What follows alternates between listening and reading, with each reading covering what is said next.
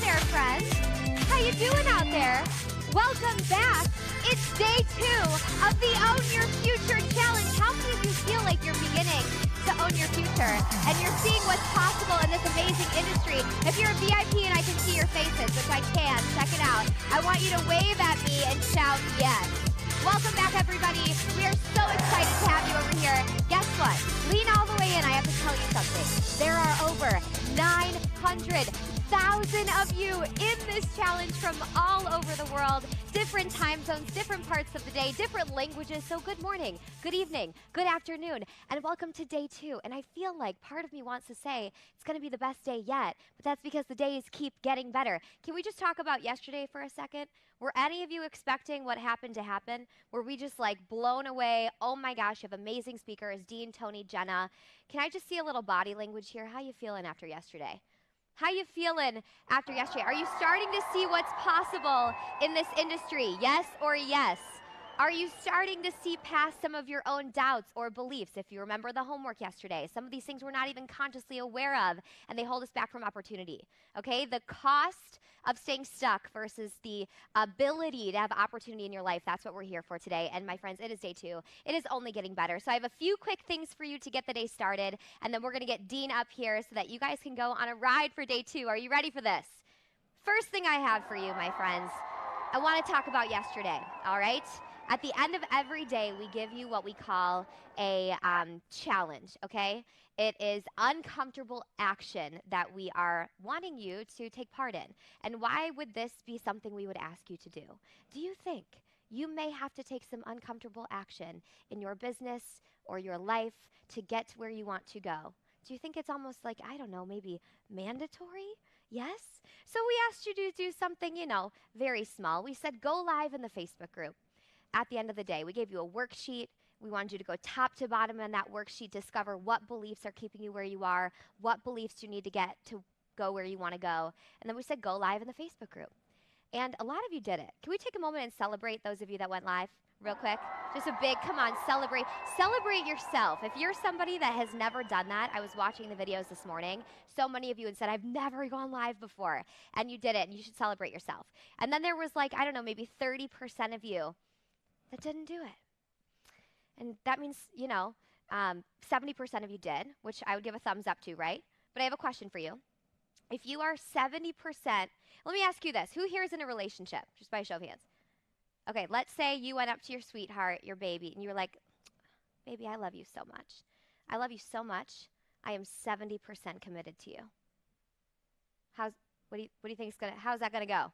So if we're 70% committed to this new industry, are we going to make this happen? Or do we need to be 100% all in, my friends? Does that mean we may have to take some uncomfortable action from time to time?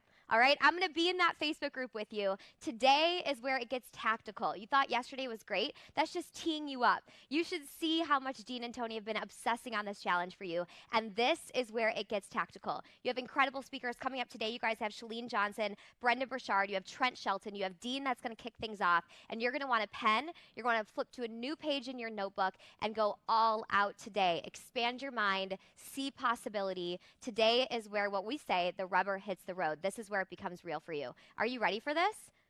A few reminders, all right? Take notes like crazy. Show up every single day, all day. You do not want to miss a minute. If you remember from yesterday, at the end of today, something very special is going to happen. We're going to be giving away some prizes for exceptional all-out participation. And that just means you're showing up in that chat box. That means your video is on if you're here in VIP. That means if you're on Facebook or YouTube, you're all in. And if you do that, maybe tonight you win some prizes when I come back, okay? In a couple hours or so. Anybody here like a prize or a giveaway? We've got some good stuff coming up, okay? So give everything you have. And then finally, my friends, energy. I know we talked about this yesterday. You had Tony Robbins, the force of nature. And between Tony and Dean, there's 65 years of experience in this industry between the both of them. And you're going to learn from them today. You're going to learn from so many other speakers today and the rest of this 5-day challenge that have been where you're about to go. They have been in this industry and they've created success from it, and they're going to share with you, just people just like you and I, how they've done what they've done to get where they are today. And in order for us to really receive that, We have to have energy because energy is just a pattern. If we have low energy in one part of our lives, is it possible that it's showing up in business? Is it possible it's showing up in our relationships? Is it possible it's showing up in our physical bodies? So we need to master that today. Are you willing to coach yourself? Me too. We're teammates in this. To have more energy today. Yes? Your first test of that is when I get Dean up here. I want you guys to show him energy in the chat box and then with your physical body. So right now, sit up in your seats with lots of energy. Shoulders back, ladies, you know the drill. Lift those shoulders back, lift that head up. Put a smile on your face, for God's sakes. It's day 2 of the Own Your Future Challenge, my friends. And let's kick this thing off by welcoming to the stage Dean Graziosi. Ladies and gentlemen, get up out of your seats if you're able to. And let's crank the energy for 5 seconds and get Dean up here. Come on, everybody. What's up? What's up? What's up, KK? Give it up for KK.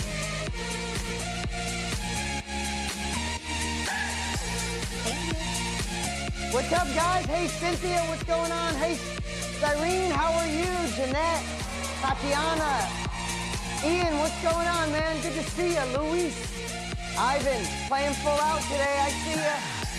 Brianna, it's my daughter's name. Good to see you, Brianna. John, Priscilla, Brandon, good luck. What's up, everybody?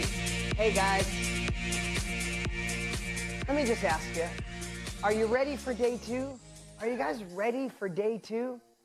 Did last night, who felt excited yesterday? Who felt like you explored something new? Who felt like you had a different way of perceiving this industry, this shift in the world, doing something online, sharing what you knew? Who felt like you had a shift yesterday? Who felt it, right? Who, right now, before we even get to the tactical and the strategic, who felt and who feels right now that you'd love to launch or scale or go to the next level in this incredible industry? Right? And we haven't even got, yesterday was really designed, I hope you see that. Yesterday was designed to let you know about this industry, to pull back the curtain and also break some of those beliefs, some of those things that have held you back in the past, some of those things that have allowed the train to go down the tracks and you're running after it after it's gone, or like we said, the wave going by and you missed it and you're trying to paddle and catch up as a surfer.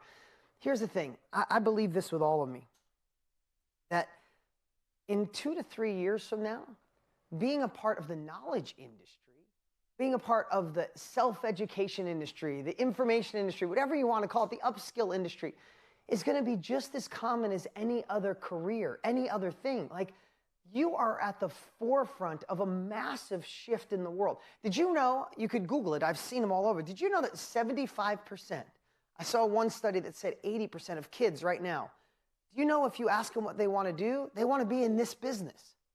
They want to be in this industry. They want to impact other people. They want to do videos. They want to create courses. They want to be online. They want to be a part of the creative community, the sharing economy. This is where the world is heading, and it's why we decided to do it right now in history, and why we don't want you left behind.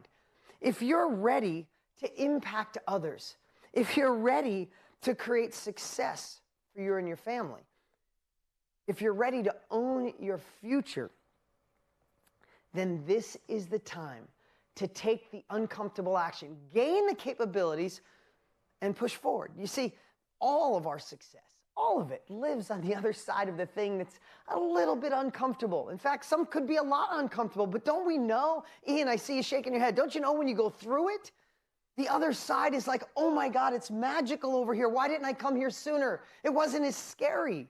Right? And today, I'm so excited that today we get the opportunity, or you get the opportunity to learn what I call the secret of the dot. Yeah, that sounds pretty fancy. You could tell my vast vocabulary. I go really deep on naming things, right? Don't laugh at me, Luis. I see you. You too, Kate. Come on. But today, you're going to learn the power of the dot. And that's going to show you something in a way I don't think you've ever looked at it. And I want to just share this. Yesterday, if you remember, I talked about if you had a week to prepare, to share with your 20-year-old self. And I said, pick a category. It could be health. It could be your career and income.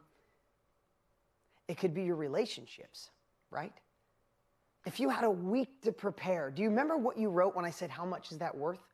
right? Everybody, tens of thousands of comments, maybe hundreds of thousands of comments were priceless or millions or priceless or millions. It was just going nonstop. I want you to keep that in your heart all day today as we get a little more strategic, as we get a little more tactical, as we dive deeper, because listen, when we get closer to our breakthrough, do we go, oh, that's so easy, let's just do it? Or when we get closer to a breakthrough, whatever you believe it is, the enemy, the inner villain, self-doubt, doesn't it always push you back right before you go? Like, I almost started that business. I almost did that thing. I was about to invest in this thing. But then, because at that last minute, that's that time when you go, I'm going to go back to who I was. And if you wanted to go back to who you were, you wouldn't be here today. And it doesn't mean your life is a train wreck. It just means you're either moving away from something that's not so comfortable in your life, or not so fulfilling, or life's okay, but you know you're destined for more. So today, what I want to pre-frame in advance is, if there's anything we're sharing and you feel a little bit uncomfortable, congratulations. That I'm going to encourage you to lean into it. Ask questions, post, share. Don't fade back, lean in, because this is our time. This is the most magical time in history. So, Jeremy, if you could help me with the whiteboard, I want to pull that over. But I want to go through a process that I think is going to fundamentally shift the way you look at things. Because one of the biggest myths, and I say myth, and that could seem like I'm not taking into consideration what you feel. But I know, because I've been doing this for 25 years. Tony's been doing it for 40 plus years. We've been helping people do this for 3 years now, obsessively. It's been our mission. And we've got to help people in 150 plus countries in 4,600 different categories. And it's been amazing. But I know when you first start, or even if you're in it, remember, guys, this is really important. I said this yesterday, and I had a raise of hands, and it was like a third, a third, a third. A third of you showed up yesterday not having any clue what we were going to talk about. You're like, someone recommended, or I came just to see Jenna, or Shalene Johnson is going to be here, or maybe for Dean, or maybe for Tony, and I just trust it, what's going to be here. You came as investigators, which, thank you for having faith in us. And I watched your faces change. I watched the comments of seeing, like, being exposed to where the puck is going, right? We talked about Wayne Gretzky's quote of, he was so good at hockey because he didn't skate to where the puck was. He skated to where it's going. So I think everybody knew, just stopping by, got to see where the puck is going when it comes to industries, and where wealth is shifting, and where people's focus is shifting, and an industry that's exponentially growing. Some of you have been dabbling in this industry. Some of you are kind of in it. Some of you have tried and failed. And I think you got to see yesterday, maybe you were following the wrong system, following the wrong people, following the wrong process, or maybe even worse, you were trying to do it on your own. The fastest way to get where you want to do is, like I shared yesterday, is the bridge, right? We're bridge builders, right? You went through a process in your life on the other side. Tony and I have went through this. We're on the other side. We're showing you the bridge. And then last, the other third are in this business, already being successful. Well, you should be here as well, so you can learn what the cutting edge is, what's changed. You can model what Tony and I are doing. So there's very few things in life that allow the beginner, someone who didn't even know they were beginning, someone who's dabbling, and someone who's an expert to all gain the capabilities to launch or scale. And that's why we're here. And this exercise I'm going through right now, whether you're whatever one of those three you are, I really want you to hear this through your lens, right? Just figuring out this and say, heck, I think I want to do this, or in it and scaling. So I call it the power of the dot, because I like to take away big words and complexity. So I got to tell you a little story, or remind you of a story yesterday.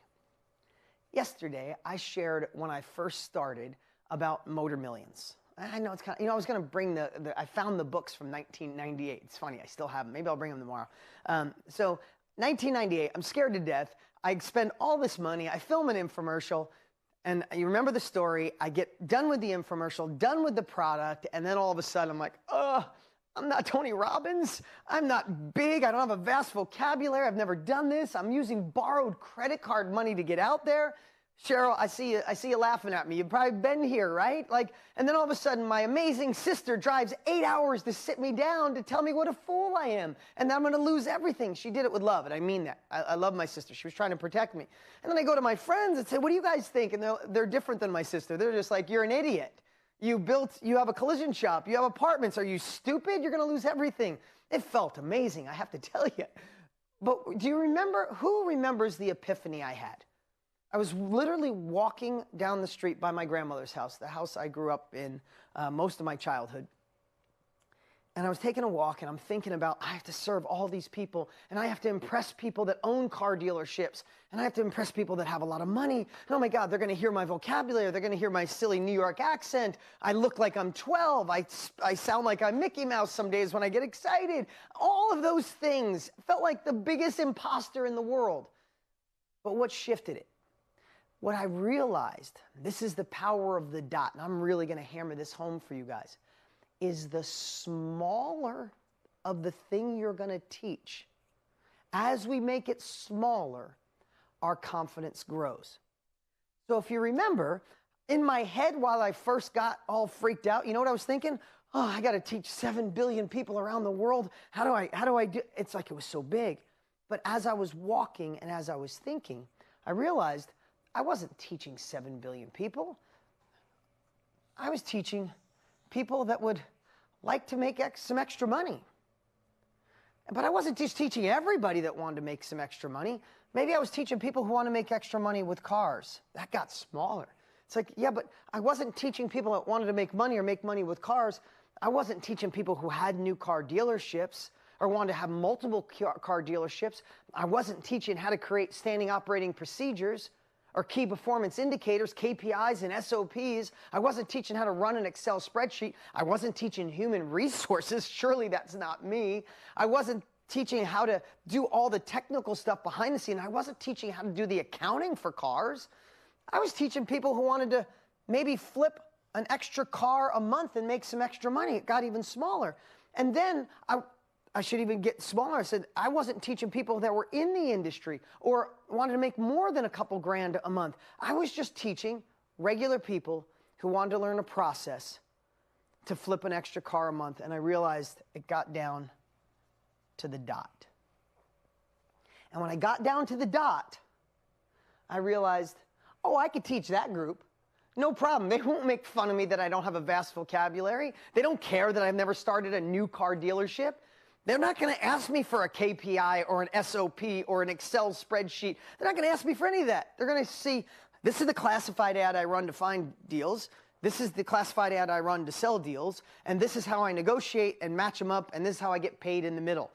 That dot of people absolutely loved what I did. So when I evolved into teaching real estate, my next course was called Think a Little Different. I'm only going to use my examples. Then I want to give you some real examples here. When I went to real estate, I went through the same process again. I wasn't a 100 millionaire. I didn't have hundreds of millions and 500 apartments and all that. And I started creating my course, and I said, I want to teach people how to get into their first real estate deal. And when I started really narrowing it down, I said, I'm not just teaching real estate. That felt like 7 billion people. And I wasn't teaching people how to get lots of apartments and own 500 doors and own an apartment complex. And I wasn't teaching people how to build new homes. That's a really great industry for people who do it and have construction and a whole bunch of employees and all that kind of thing. I wasn't teaching people, I wasn't going to teach people who already had a bunch of real estate and wanted to do more. What I found in the little dot of what Think a Little Different was, my first teaching people how to make money with a real estate program, is I showed people how to get into their first real estate deal.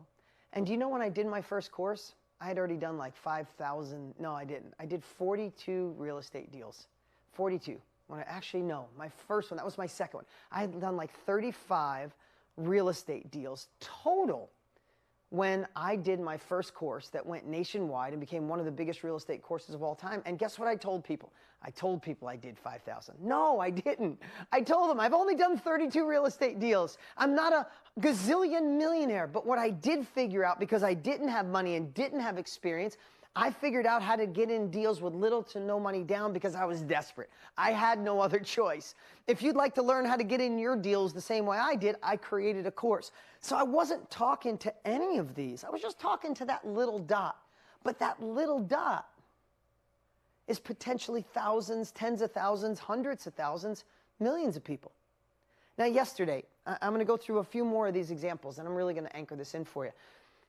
If you remember yesterday, I talked about 3 different people who were in this industry. Nancy was the first one. Nancy is a Chinese immigrant who came to this country, and everybody told her, just get a service job at minimum wage. You're lucky to have it. Good thing to be in America.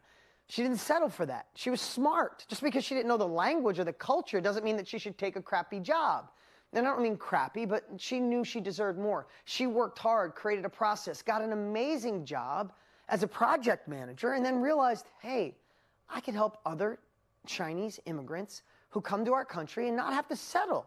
I can help them by teaching through self-education what I did. Now, talk about how scary that is. When she first started, she was scared to death, thinking, I got to teach all these people. No, I actually just have to teach people that are immigrants to America. But I'm actually Chinese, so it's actually Chinese immigrants to America. And I want to teach those that are hustlers and want to do better, and I want to teach those that are Chinese immigrants in America that are hustlers that want to get a better job as a project manager. And guess what it was? It was this little tiny dot. How much more niche could you be than that?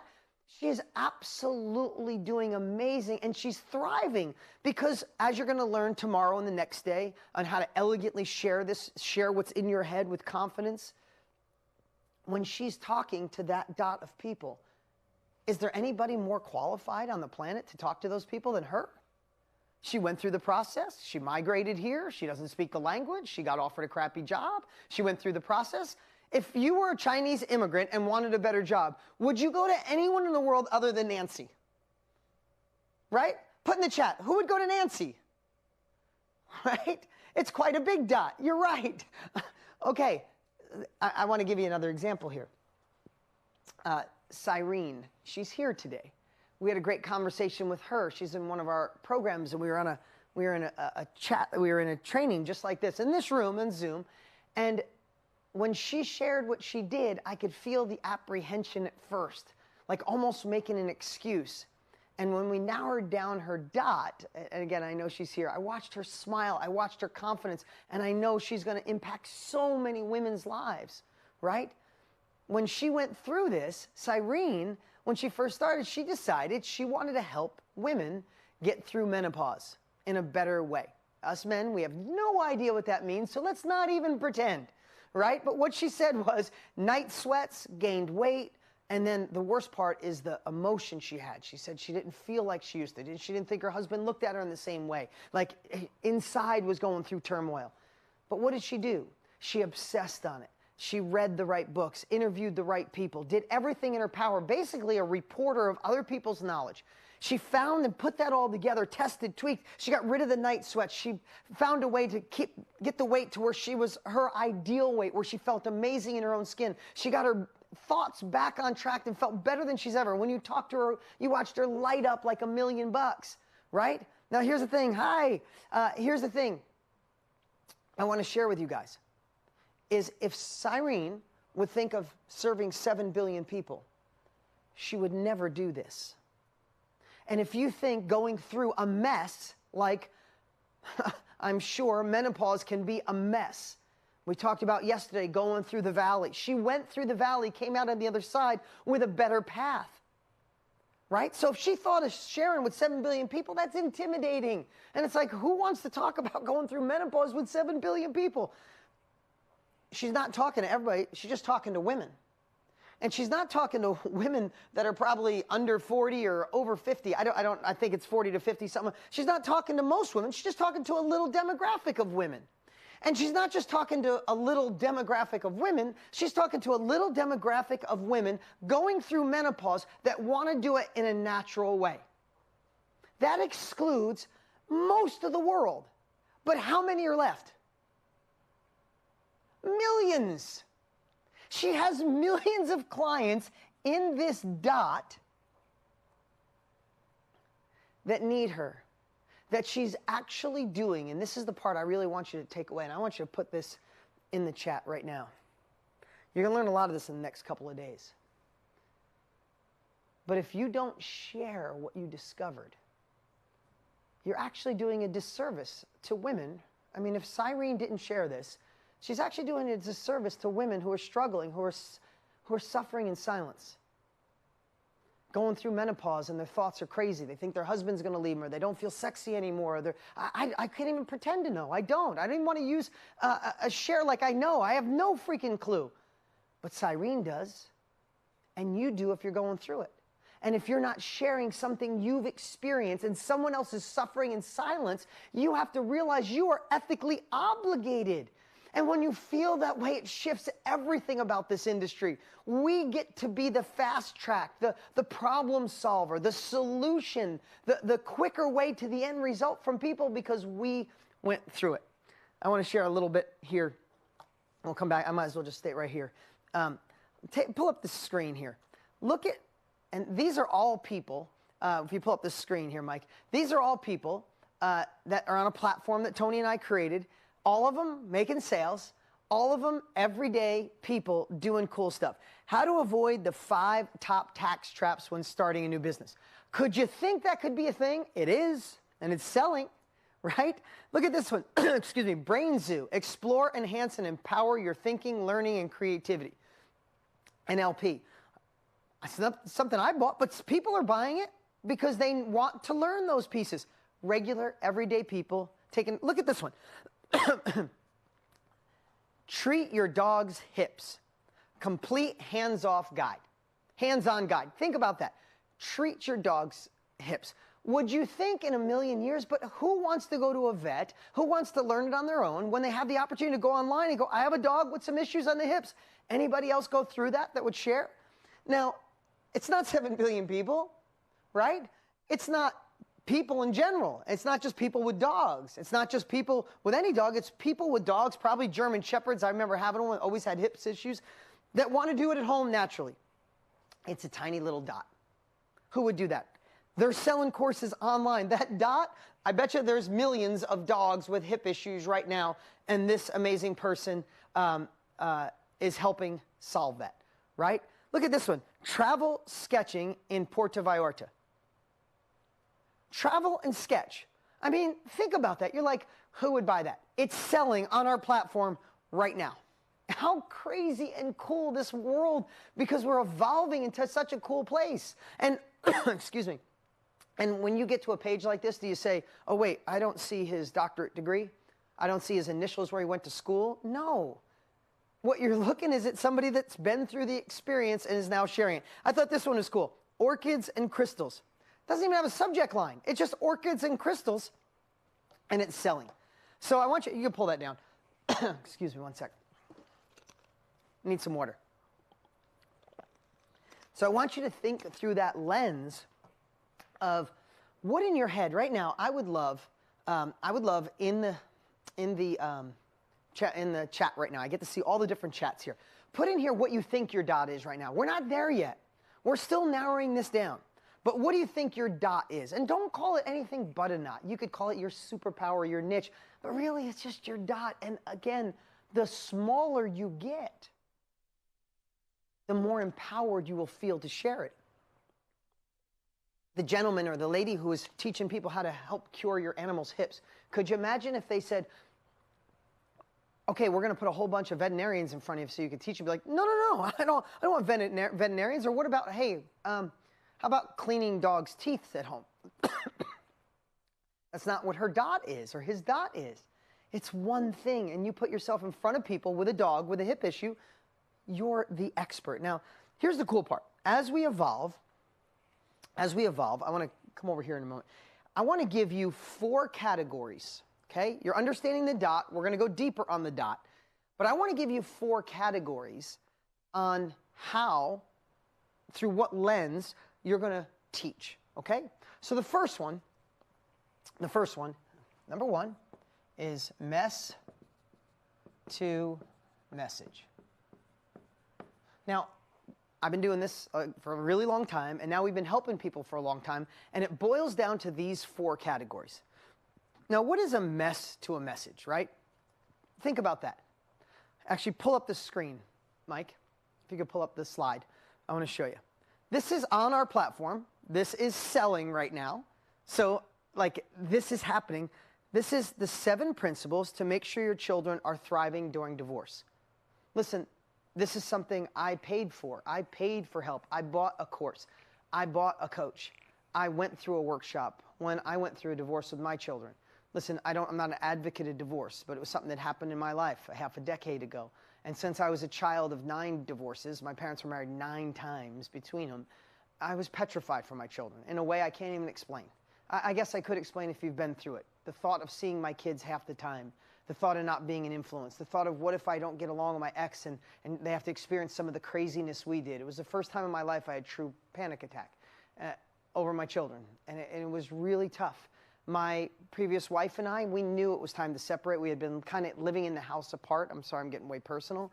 For a long time. We're great friends, great co-parents, but we knew it was time to go. But when I thought about leaving my kids, it was so brutal. And what I did, because this is my space, I found people that had gone through it that were willing to share with me how I could make a child-centered divorce, how my kids wouldn't be fragmented, how they wouldn't have to be someone for mom and someone for dad like I always felt they had to be. And you know what took my anxiety away? People like this, people like the X Factor who would be willing to say, I went through it, I get it, but here's the 7 things I've done, right? This was a mess for them at one point. This was a mess. Now it's their message. Look at, and I don't want to go to extremes here, but this amazing woman making sales on our platform, 6 months of coaching for young widows and widowers. I can't even imagine what that's like. My heart goes out to I don't know if her name's on here, Jen, right? But I'm sure she went through the experience. A mess I can't fathom, but she knows that other people are going through that mess. And now she's taking her mess, taking it into a message and empowering people to get through this in a different way, right? And it goes on and on. Here's one, master your anxiety and stress, right? I mean, how cool is that? Another one is Born for This, Evergreen Immersion, Marketplace Edition. Giving people the ability to, you can pull that down, pull that slide down. Giving people the ability, you know, I drew this, I'm going to put this over here. Remember, I drew this yesterday, day 1, of people go through life and a mess happens and they go through the hardship of trying to figure it out. But during that journey, you are taking the mess and gaining skills and capabilities to understand how to get through it. It lives in most all of you right now. The bridge, right, Christine? It's the bridge. We're bridge builders. So what are all those examples I just shared with you? They are people that went through the valley, and now they're sharing the bridge. So let me ask you, what mess? And put it in the chat. Write it down on your journal. Seriously, put this out in the world. What mess have you gone through that could be your message? How could you save someone? Let's refer back to your 20-year-old self. What mess have you gone through that if you had a week to prepare, you would explain it to your 20-year-old self and say, hey, this is what happens. We went through this, but I'm on the other side. Don't do this. Don't listen. Trust your gut.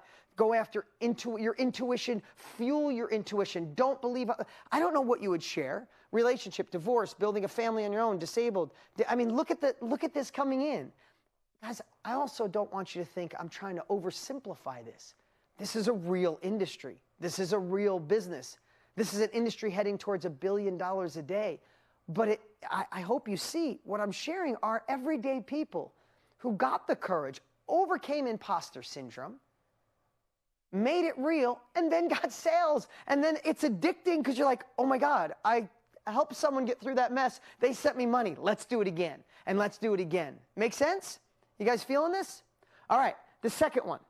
If the first one is mess to message, the second one is your skill or expertise. Okay? A skill or expertise. Let's bring up these slides. This is 6-week low-carb nutrition support with Dr. Keenan, right? Here's Mark teaches people how to launch an app. Complete guide to launching a profitable app. How cool is that, right? Look at this one, 5-minute bookkeeping. show you how to do your bookkeeping better. I don't want that course. I get freaked out over bookkeeping. But somebody does because that course is selling. Here's another one. This is a cool one. Etsy Store Bootcamp, a guide to your next 100 sales on Etsy. Regular person doing amazing, selling their stuff on Etsy. How many people in here ever thought about, I wonder if I could sell something on Etsy, right? Look, we got about 10% of the hands. Would you want to figure it out on your own? You can pull that down. Would you want to figure it out on your own? Or would you say, let me go find somebody who's already done it. Let me cut a small check. Let's pay for speed. Go through the course. Learn how to be on Etsy. So you have a skill, an expertise. You have something that you've experienced that someone's starting on day one. Again, think of that 20-year-old self, that value. If you think about the value and then you shrink it down to the dot, I hope you're seeing all these people aren't saying how to do everything. They're how to do that one thing, how to do that little dot that lives right here. Okay, number three. Number three is a passion.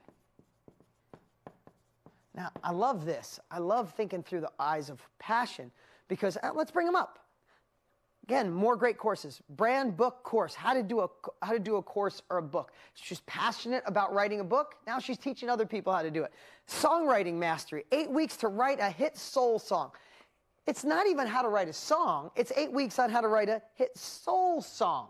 Not everybody wants to do that, but obviously they do because she's selling courses on how to do that, right? This one, how to get started filming yourself, right? How to be better at golf. If that's a passion of yours, golf's not a passion of mine. I'm horrible. I golf 2 times a year with Tony. It's embarrassing, but we just go to hang out.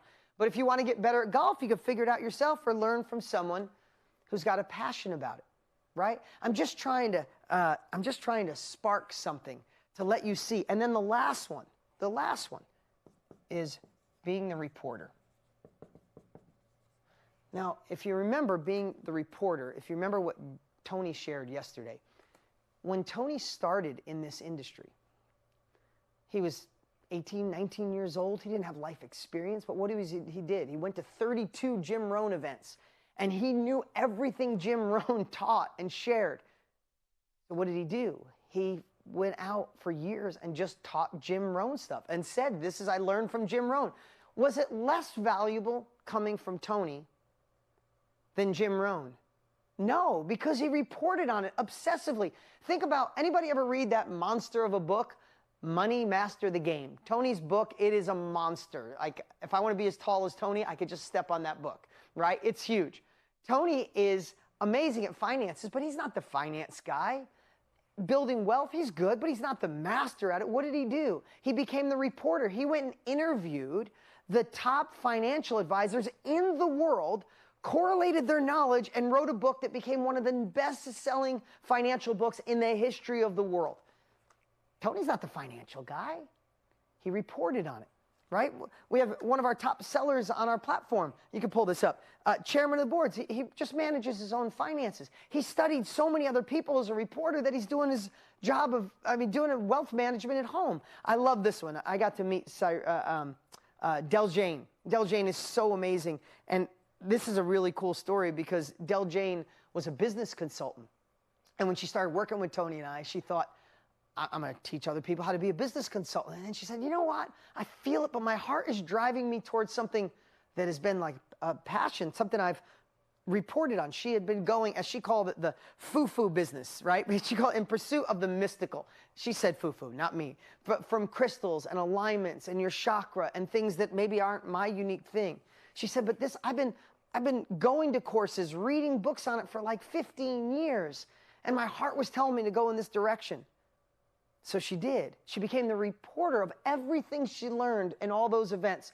And her first workshop, she was so embarrassed that she tells the story of she sent a direct message out to friends and everybody she ever went to courses. And she was so embarrassed that she slammed her laptop down and ran out the door because she said, oh my God, that was the dumbest thing in the world. No one's going to buy this from me. Why would I even think that? And she said she wouldn't open her laptop up for like 6 hours. She goes, I open it, they're all going to be like, Del Jane, you're a fool. Guess what happened when she opened her laptop? She sold out her first event. It was amazing. And I'm not saying you guys are going to sell out your first event. She did unbelievable. When she told us her success, it was off the charts. Again, I'm not saying it's a magical money machine. You get rich overnight. Again, you know Tony and I, that's not what we're about. But what's possible when you understand this. And then the last piece of this that I really want to make you really lock it in is when you figure out your dot, and then you know that you got the big picture, you're either going to go in message, a skill or an expertise, a passion or a reporter, then in today's world, we get to do cool stuff, right? You could be like, and I want to bring this up, you could be like Mindy. Bring up Mindy for a second. I got the chance to have a couple conversations. Mindy's so awesome. She was in corporate America, had enough. She felt on the inside she was a creative. Who in here has ever been in a business style world, but you know your heart's a creative, right? She said she knew it. She quit because she wanted to be a photographer. She went to a photography class and it was so boring. So she just started walking around New York City, taking pictures on the move. She got so good at it, she started a little business of teaching other people how to do it in New York City. And then what happened? COVID happened and nobody was coming. So she converted online. At first she told herself, I'm too old, I live in the wrong area, there's too many people online. Fortunately, she started working with Tony and I. She got the confidence, beat up that imposter. She found the dot, decided to do a course. So let's go over here as three ways. I'm sloppy on my board. But the first one is a course. She decided to create a course. You know how she did it? She filmed it on her iPhone. And she taught what she would usually teach people on how to do photography through a course. And in today's world, we have the opportunity to get that message out through the platform Tony and I created and other amazing delivery systems, right? It's not like it used to be when I had to put books in a warehouse and all that kind of stuff. The technology has made life easy. So Mindy, so amazing. She's one of the top sellers, selling course after course, teaching people how to be creative with their photography. She filmed it on her phone. It's just such an amazing story. And then second, you could do a workshop. A workshop is something that I believe is like, you could do it through Zoom, right? We're on Zoom right now. That's how you're learning. Like in the old days, a workshop might mean that someone has to jump on a plane and fly where you are. You got to be face to face. We aren't used to that anymore. We're used to this, where we have 900,000 people signed up virtually. But what if you had 10 people signed up virtually, paying you to come in 3 weeks from now on a Zoom call while you're home, teaching your message, your skill or expertise, your passion or reporter? That's where the world has evolved to. And then third, and I want you to have these three. The third is a mastermind. Now that's a word that can seem like, ooh, what is a mastermind? A mastermind is, Napoleon Hill said it. A mastermind is when two people come together, share their ideas, it creates a third mind. A mastermind is just bringing great, amazing-minded people together, and they share their beliefs, they share with their breakthroughs, they share their biggest struggles, they share their biggest goals, and everybody shares what makes all of them get better. It's the example of the tide rises all boats, right? That's what a great mastermind. I've attended masterminds for 20 years. I'll go to a marketing mastermind, and everybody there will share their best marketing strategies. And then they'll raise their hand and I'm having trouble with marketing. Everybody shares, they all get smarter. So you could label these anything. It's a weekend Zoom call. It's a 3-hour workshop on our platform. We have the opportunity to have delivery systems, and why this is going to be the new norm. You see, when Tony and I started, there was so much resistance. Ruth, I see you shaking your head up and down, right? It's like when we started, there was so much resistance. We had to spend $100,000+ to do an infomercial and book TV and have people call and put product in the warehouse and then ship the product. In today's world, to not oversimplify this, but when you find the dot, when you pick one of these, and it doesn't even mean you have to stick with them. You start with one. And then you have the opportunity to follow a path, which we're going to teach this on day 4, to elegantly share in a course. Or create a workshop where you have people live with you in 3 weeks from today, learning from you. Do your first one for free. Watch how they freak out. The next one, you'll realize that you could take it to another level, or create a mastermind, or do group coaching, all the same. Build a community, all the same. You could even deliver this like so many of you. There's probably 40,000 of you watching right now. Where? On Facebook. You can do this all within Facebook. Everything you need to fuel you building a bridge and maximizing your results, impacting other people's lives, creating real success from home, owning your future, owning your time, going where the puck is going, getting in front of the wave. It is all lined up right now. Again, I'm not trying to overstress this, but I would hate for you to look back in 5 years and go, damn it, how come I didn't jump then? And that's why we're doing these 5 days. That's why we have amazing people coming here. That's why we're coming up in a few minutes here. We got an amazing guest that's going to light it up for you. We have 3 powerful guests today that are all just hell-bent on pulling back the curtain, showing you why you can't miss this, right? And then the last thing, the last piece I want to share is when you know what the dot is, and we're, again, day 4 is going to be something really powerful. Like, do not miss any day. They all stack on each other, right? And if you get one piece of info and you go, oh, maybe not for me, then you're missing out on how we might solve that for you on day 3 or day 4 or day 5. Make sense? Tell me if you're all in. Right now, everybody commit in the 2 chats, 3 chats. I'm all in. If I'm putting this energy out, if we're putting the time, if 14 speakers are flying in to serve you, it's all in. And who's ready to take action in this industry? Who's ready to take your dot? Find your message, skill, passion, expertise, and then delivery systems. But here's the cool part. Here's the cool part. When you understand your dot, then to find the people that want your dot, that want to learn how to make money with a car, how to cut hair better, how to get through menopause, how to get a better job because they're a Chinese immigrant. When we know our dot, we just reverse engineer it. And instead of social media using you, this is day 4 now, it'll come up, we'll show you how to do this. Instead of social media using you, you can use it to identify your ideal client, those that want your dot, those that want Mindy to teach them how to do photography, right? That's what we want in today's world, right? We want to find our dot, and then we have access to the entire world and fine-tune the exact people that need what we share, where our confidence goes up and they say thank you. This is your ideal client. And guess what? Last thing I want to say. You know how you already know your ideal client? You know why? Because in most cases, Angela, you already hit it. I see you. Your ideal client, Brianna, Anik, I see you all. Who's your ideal client? Daniela. You know who she is or he is? It's you of last year. It's you of 5 years ago. It's you of 10 years ago. Do you know how to talk to your 20-year-old self? Do you know how to talk to your 30-year-old self, your 50-year-old self? Martha, I see you. That's who your ideal client is. So when you put that frame in mind, the courage comes up. The imposter gets killed and crushed because you know how to speak to you. And when you speak to you, you eliminate 7 billion. Well, you don't eliminate 7 billion, you eliminate most of the 7 billion. And who's left standing?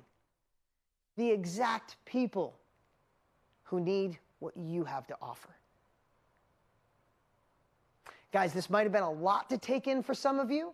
It might have been absolutely what you needed. And for some of you that are already in the game, isn't it amazing to break it down and see what's next? Maybe you have a mess-to-message product and you've been doing it so long, it's time to create a skill product. Or maybe you've done a skill product, it's time to create a passion product. Guys, all I can say is the stars are aligned. The economy is shifting. The access is there. People are cutting checks for speed faster than ever before in history. And I don't know anything that can allow you to serve your heart in such a big way as this can in today's crazy shifting world. And how do we change a crazy shifting world? We step up as role models and leaders. We gain capabilities from people who've already done it. We pay for the bridge. We get the bridge. And then we take the uncomfortable action to make it real. All right, you guys feeling this morning? All right.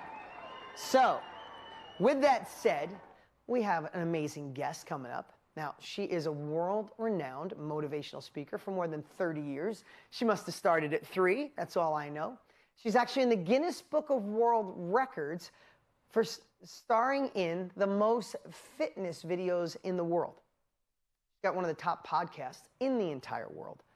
But that's all the stuff you read off of a sheet that goes a mile long. I want to tell you about a woman that I had the chance to meet 7 years ago, maybe 10 years ago.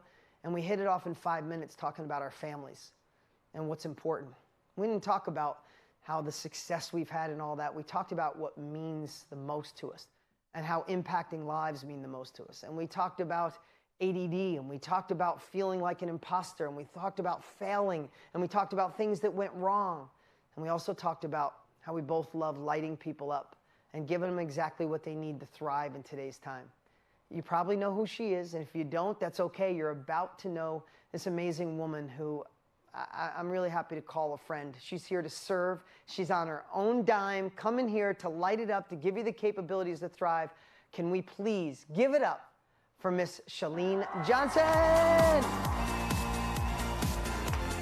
Thank you. That was fun. That was awesome. So good. What's up, you I guys? said Chalene Johnson! Is this my song? Okay, I can see everybody dancing. Up on your feet, let's go. If I can dance in these shoes, you can dance in your chair. Hey, hey, ho. Thank you so much for having me, you guys. I'm so pumped to be here. The only thing I'm the most nervous about is I just want to stay and talk to you all day, but I'm going to keep my eye on that timer and make sure that I don't go over. So for those of you who maybe, probably a lot of you have never seen me or met me before, maybe you have if you watch late night TV, because I do a lot of infomercials or have done a lot of infomercials, but what you might not know about me is I have been an entrepreneur all my life. My father was an entrepreneur, grew up in a family of entrepreneurs, but I like to say kind of old school entrepreneurs, where basically it's like a job and you're going bankrupt a lot of the time and you're working 90 hours a week. Old school entrepreneurship is when, at least what I learned from my dad is just try to figure it all out yourself. You know, just figure out how to make that ad, figure out how to design your own website, figure out how to, don't invest in help. You'll save money by trying to figure it out yourself, which is not true. And I learned that the hard way. But I had to learn it the hard way by doing a lot of different things. And so I put myself through college at Michigan State University. I have this in common with Dean. I flipped cars. My very first business I ever started was called the All Michigan Auto Swap Meet. I'm from Michigan. What's up, Midwest? What's up? Yeah, there we are. But so that's what I did. And then I was like, oh, I can make money doing this thing, solving a problem that I had, which was trying to sell used cars to make money to pay for college. But I was doing a lot of things. I was working as a paralegal. I was in network marketing. I was writing how-to books. I was a personal trainer. I was a fitness instructor. I thought I wanted to be an attorney. I wanted to help women start their own business, and I wanted to do that by hosting these workshops and seminars. I was trying to do all of these things, and I noticed very painfully that I was kind of leading the same type of life as my dad, which isn't an amazing thing, except I didn't want to be working 80 hours a week. And I didn't want to constantly feel like nothing was really working other than me working all the time. But I was so afraid to pick the one thing. Are you with me? Sometimes you're like, what? I could do a bunch of, I'm interested in kind of all these things, but I'm afraid to pick one because what if it's the wrong thing, right? But I invested in a mentor who basically said, you have to pick one thing or you're going to be in this situation forever and ever. The thing I wanted to pick, a lot of people don't know this, the thing that I wanted to pick, I wanted to teach. I mean, I'm a teacher at heart. I wanted to teach women how to start a business. And I tried doing that. I tried holding seminars and no one showed up except my friends. And then I realized there was this opportunity, and I decided to focus exclusively on fitness. I had to choose. I had to choose one thing. FYI, I felt like such an imposter doing that. Trust me, I'm a confident person. I knew my program, I knew the workout I created was freaking unbelievable. But I didn't study exercise science. I didn't study kinesiology. I didn't look like your typical fitness girl. You couldn't see, I wasn't so lean that you could see my spleen like some of these women, God bless them. I didn't look the part. My degree is in justice, morality, and constitutional democracy. I was so afraid people would find that out and say, what are you doing? Excuse me, what are you doing? right? Like, I just was so, I wanted somebody else to do it. So I actually hired other people to be in the videos. I created this workout and I hired other people to be in the videos because I'm like, I don't look the part. And I don't want people to judge me. I don't want people to say, like, what, you have no business. And then one of the times when we were filming a video, my lead didn't show up. They got sick. I just had a baby. Ladies, how do you feel about your body right after you had a baby? Not so great. And I'm like, oh, and now I have to go on video. Perfect. And I did. And I was just like myself. And that was the video that like really took off for me. And it made me realize, like, there are people who are looking for someone who looks different and who talks a little differently and has a kind of a different approach to all of this and maybe doesn't know about where the origin or insertion of the hamstring is, but they know how to have a good time. And that was my sole focus. Now, here's what I did. I focused exclusively on fitness, but I had a million other interests. And sometimes people don't want to hear this, but can I tell you, fitness wasn't the thing I was the most passionate about. It just wasn't. I mean, I liked it. I loved it. But it wasn't like the thing I felt like I was put on this planet to do. I feel like I was put on this planet to help people start a business. So this is going to help you. This is going to help you figure out what your thing is, what I'm about to say. Anytime I got together with other people and they wanted to talk about fitness, I'd be like, la, la, la, la, la. I didn't want to talk about it. I'm like, it's boring to me. I'm sorry. But when we start talking about business, I'm like, okay, let me give you a few notes here. And I would just I couldn't help but be a know-it-all. There is something that when people start talking about it, you can't help but being a know-it-all. I'm going to look at your chat.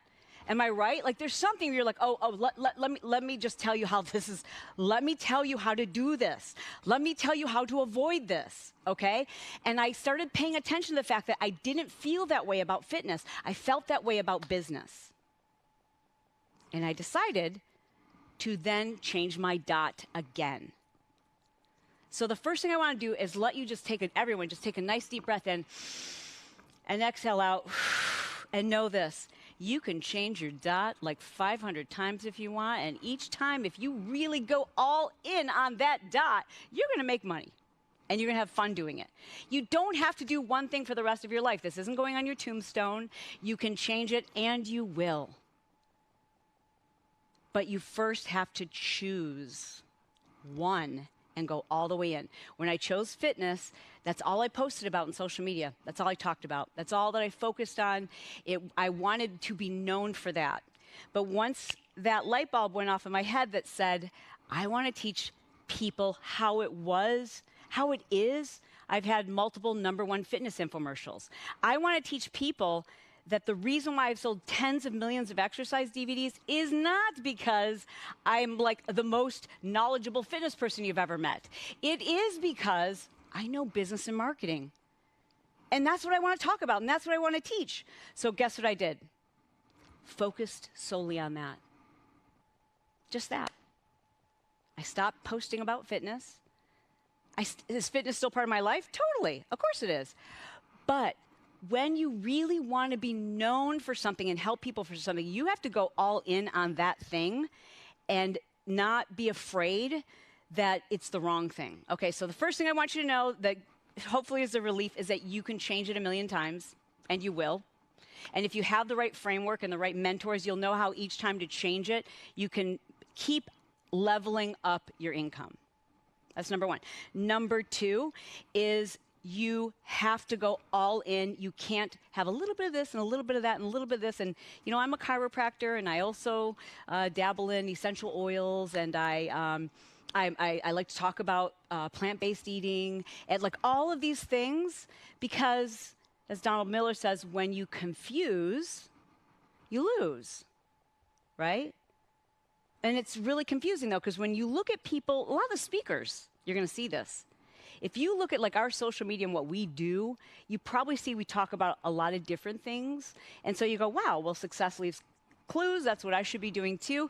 Not until you become known. You have to become known for that one thing. So can I have you take out a piece of paper, and we're going to go through a little exercise. Make this fun for you, okay? So I want you to just, you know, we talk about the mess in your message, and sometimes you'll hear people say, like, think about the most painful thing that you've gone through and how you can help other people with that. But sometimes, y'all, you don't want to go back there. You're not ready. You haven't done the therapy. You can't teach from an open wound. You need for it to be healed over. And so I just want to say, like, don't worry so much about the pain. I want you to just think about maybe 5 to 8 things that you've figured out, okay, that you've figured out or you've overcome. And you could definitely tell other people, you could give them some tips, and you could help them avoid some of the pitfalls, or you could save them money, or you could save them time, etc. Right? So just 5 to 8 things. Like, so randomly, if I was doing this myself, I would say, like, how to raise children to be able to buy their own cars. I figured that out. How to stay married for over 26 years. I figured that out. How to be a successful entrepreneur with ADHD. I figured that out. So keep listing all the things. Like, they don't have to be earth-shattering. They don't have to be like so huge or like no one else has done this. But just I want you more in particular. I want you to think about the things you like. And I also kind of love being a know-it-all on these things. I like talking about it. I figured it out, and I like talking about it. Because if you pick a mess that you're still ashamed of and you still have too much pain around it, you're not going to want to teach on it. So pick something you're super dope excited about. Okay, then. Circle the 2 or 3 that you, like, literally, people can't shut you up. If you hear that they're struggling with this, you're like, okay, come here. And you want to, like, tell them what to do with their lives, right? So pick the 2 or 3 things that you're like, oh, I love talking about this. I love telling people how to get this right. Okay, that was step 2. Step 3 is now, and here's the part that I think a lot of people miss. What problem did you solve? What was the problem? So, like, when I was watching your chat, I saw, and this is interesting, I saw Mark say that he wants to share the gospel with the world. Love that. Mark, what problem did it solve for you? So think about your own reason why you figured that out. Like, what was the problem that you started with? Okay? What was the problem? So when I think about myself, the problem that I had is that I was doing business and entrepreneurship the old-fashioned way, thinking that I needed to figure everything out myself. I needed to do everything. I was afraid to outsource. I was afraid to invest in help. I thought that was wasteful. I thought, like, you're supposed to be resourceful. Watch a YouTube video, figure this stuff out, right? So I want you to think about what problem you were solving. That's the problem I had to solve. Is I want to teach other entrepreneurs there's a better way. There's a quicker way to do that, okay? And then lastly, who? Don't say everybody, because if you say everybody, you're already missing out. So when I think about who it was I wanted to help the easily distracted, perhaps they have ADHD and are undiagnosed, but I wanted to help the easily distracted entrepreneur who has like a million interests and they're like all over the place and crazy, and like I wanted to help them. That's who I wanted to help. Who do you want to help? And the more specific you can be, the better. So if you're to say, I just want to help women lose weight after a baby, it's just not specific enough. Like, I want to help Nigerian moms who have dystasis, the separation, I forget what that's called. Rectus dystasis, is that the word? That separation. I want to help, like, be that specific. What specifically? So I saw Chad said, I want to help people who have back pain figure out how to relieve their back pain through self-massage. Love that. Be even more specific. Who? Like men, women over 40, like be as specific as possible. But you have to start with one thing. Like, so think about it. You know this, right? Amazon is huge. I gotta back up. Can you see my skirt? Can we get a shot of my skirt? This is a shopping tip for the ladies. Can you see my skirt? Do I have to keep backing up? Okay, see the skirt, lady? I can't walk in. It's like I'm Peg Bundy. But I got the skirt for $14 on Amazon. What? Yeah, I'll hook you up with the link later. Anyways, but my point is, when Amazon first came out, they only did one thing. Books. That was it. Books. That was it. Now, I can buy a friggin' amazing skirt, and I also bought these shoulder pads that are driving me crazy. They're supposed to stick to your shoulders, but it's like sweating off. This is a shoulder pad. is gross, though. It's driving me. Sorry. I recommend the skirt. I don't recommend these shoulder pads. One moment, please. Okay. My point is this. If Amazon had started with like all the things, sticky shoulder pads and skirts and food, like it wouldn't have worked because you wouldn't have known to go there. We all went there because it was like, this is the place that you go for food. I mean, for books. I can go there for food. But this is the place you go for books.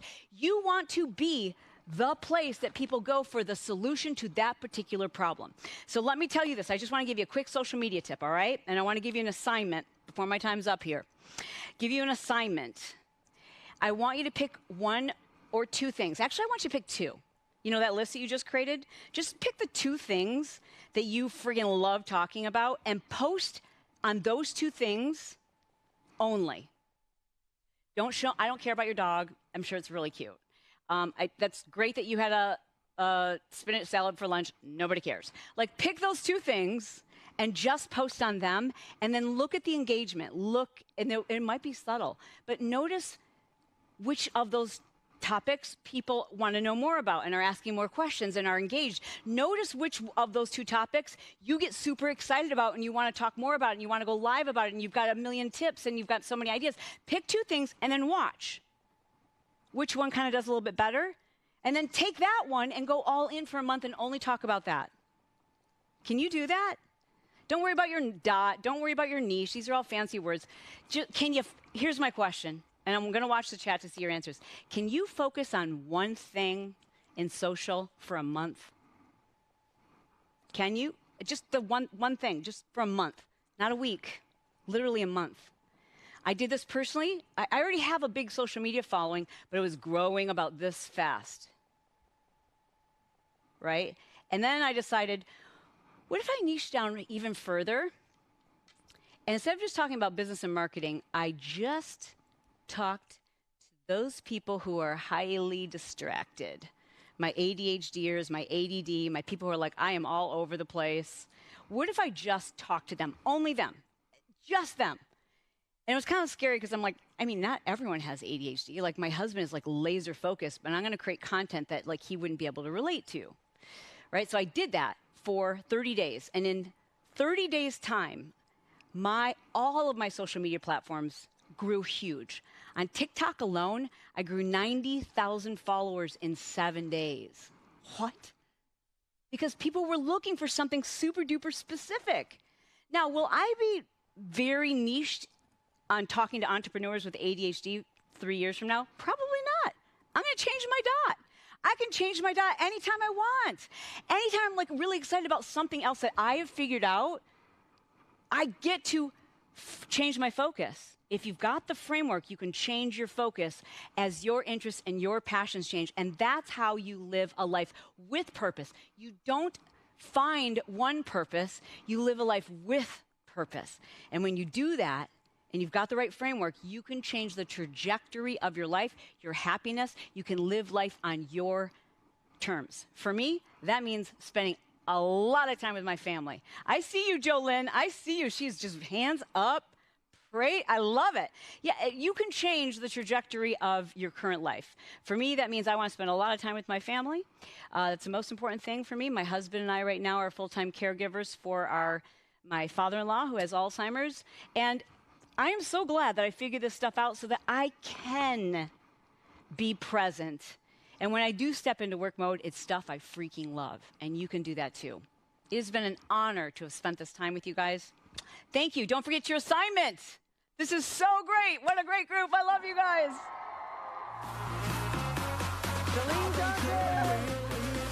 I thought it was a voice that sounds cool. Like, Don't steal my shoulder pads. no, I wouldn't have known there were shoulder pads. Can we give it up for Shalene? Thank you. Okay. Come on, she flew in for you. She's going to be able to watch you in the chat. Let her know what you feel in the chat.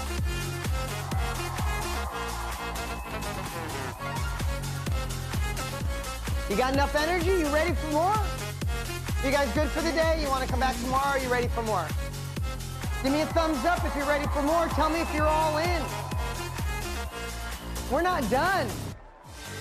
Hey, we're doing great on time today. We're going to try to stick to those 2 hours, but we have capabilities to deliver. You have an industry to crush.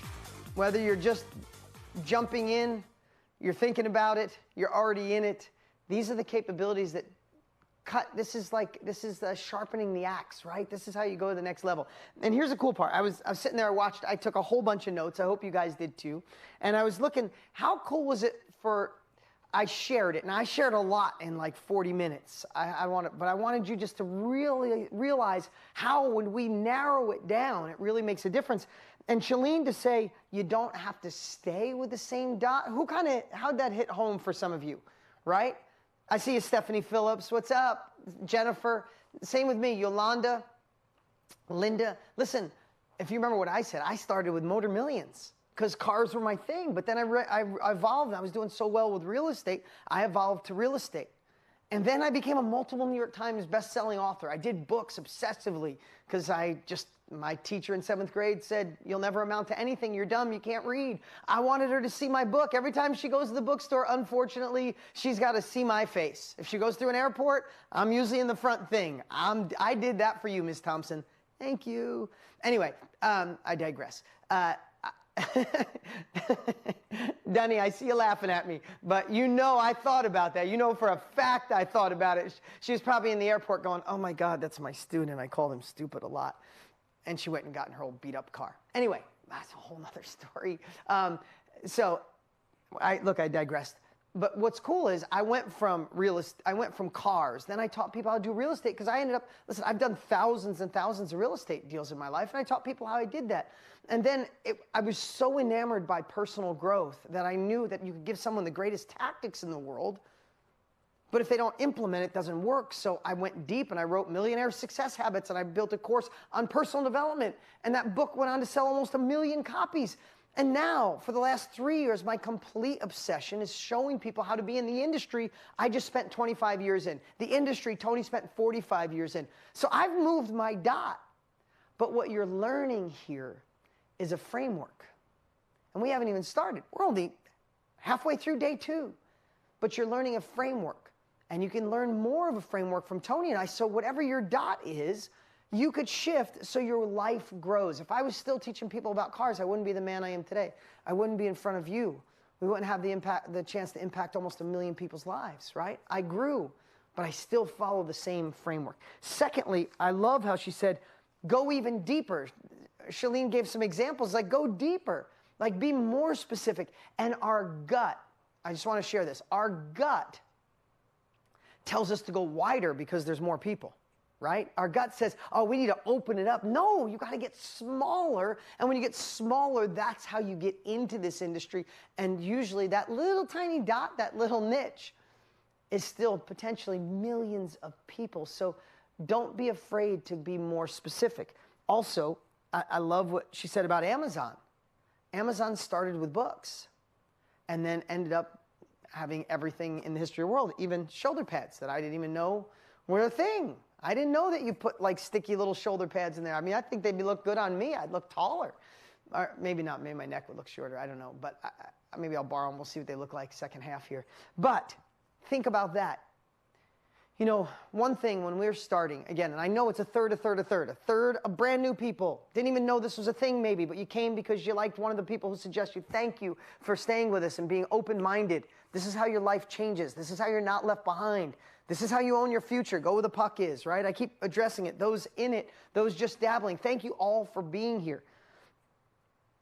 But if you realize that when you pick something specific that you can talk about it in today's delivery system, you can have the opportunity to do the thing that's the most exciting in the world.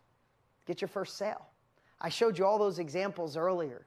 Those people are like, who's going to help? Who's going to want to learn how? Oh my God, someone wants to learn how to fix hips on dogs? Amazing. And when that proof of concept comes in, when the person gets your knowledge, when that revenue hits your bank account, it's a completely different world. And the reason I teed that up, because some of you already know that feeling, but we want more of that. That's how we serve more people. That's how we impact more lives, right? Yeah, I love that. It's not 200 things. The last thing I'll say as an entrepreneur, on any one of those 3 levels, this is my ADD kicked in, I went squirrel on you. But I have a silly analogy that I want you guys all to remember.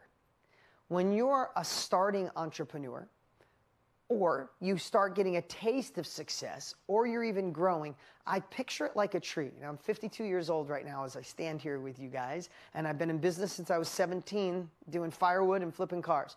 So I've been in it a long time. Some of you more than me, but longer than probably most. And I used to think when I started to work and things started to get momentum, I got excited. Look at it like a tree. That's why I'm doing this, why my hands might look weird. I'm doing this because I think of a tree. And when we get excited, we start thinking of all the opportunities. Oh my God, I could build this, then I could do that. And then I can get t-shirts, and I can get merchandise, and I can be on YouTube and iPad, and on iTunes, and I can have a podcast. Oh my God, I'm gonna crush TikTok. And you start thinking of all the things that I visualize it like we're thinking of all the leaves on the tree.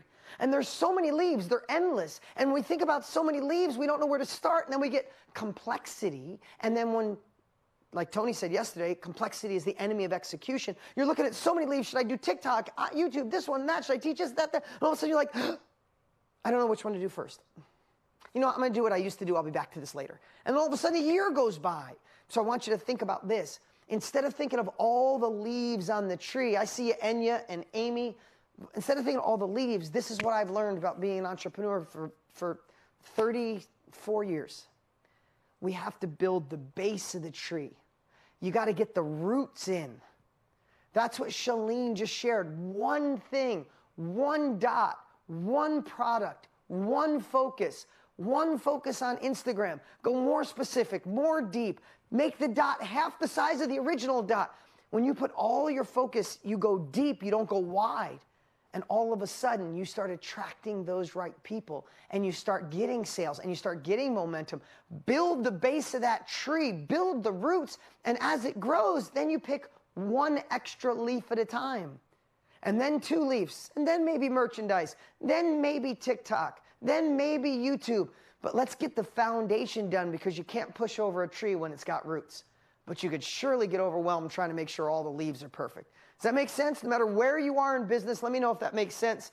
I have used that analogy in my businesses forever, because you can imagine, I get offered a lot of businesses, a lot of opportunities right now, and I'm still like, I want all the leaves. And when I do, I notice my base company starts suffering a little, and I go back to the base, boom, the tree is strong. And then I could slowly put more leaves on the tree, more businesses, more, arrows in my quiver. Okay, you guys ready? You have energy for our next presenter?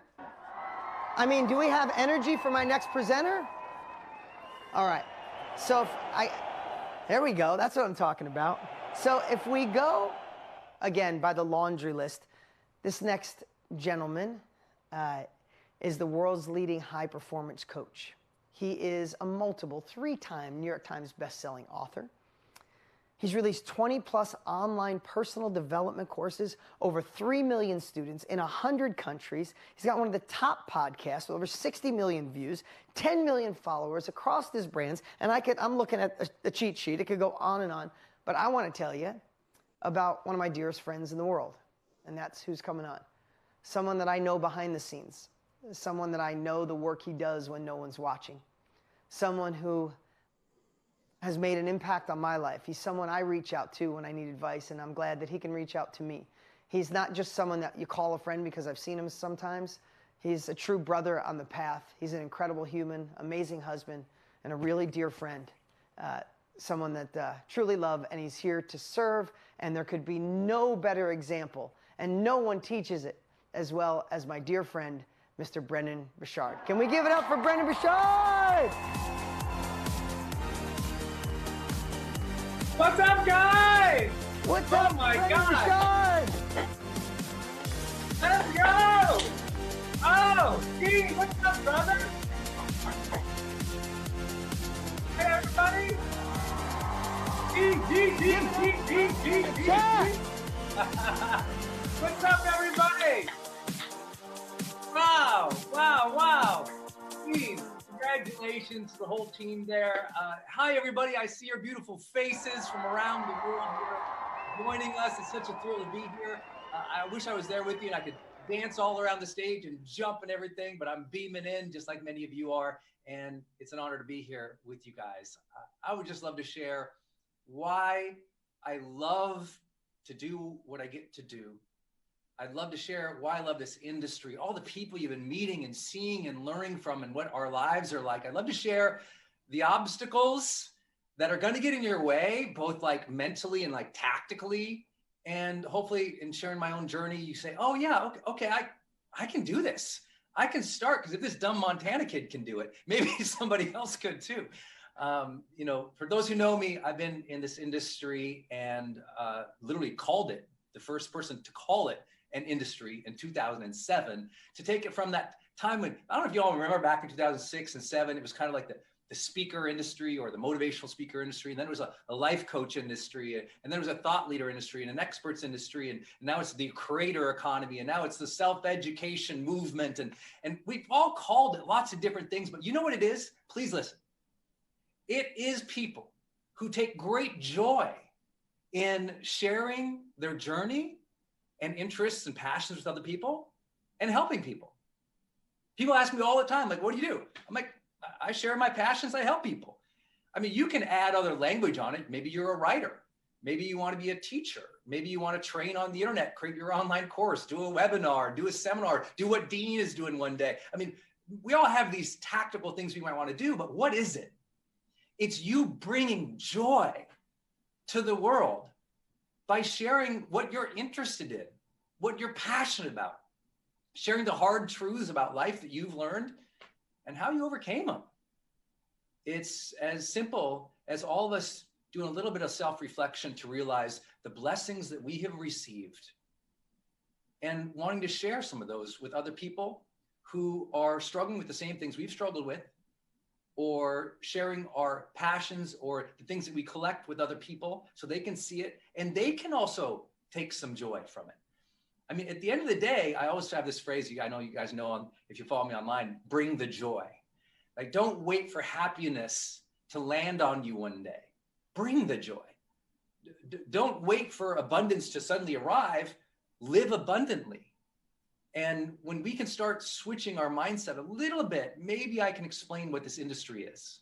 Maybe I can explain what has worked for me. Maybe I can explain what Dean and everyone else have been sharing with you, maybe in a different way.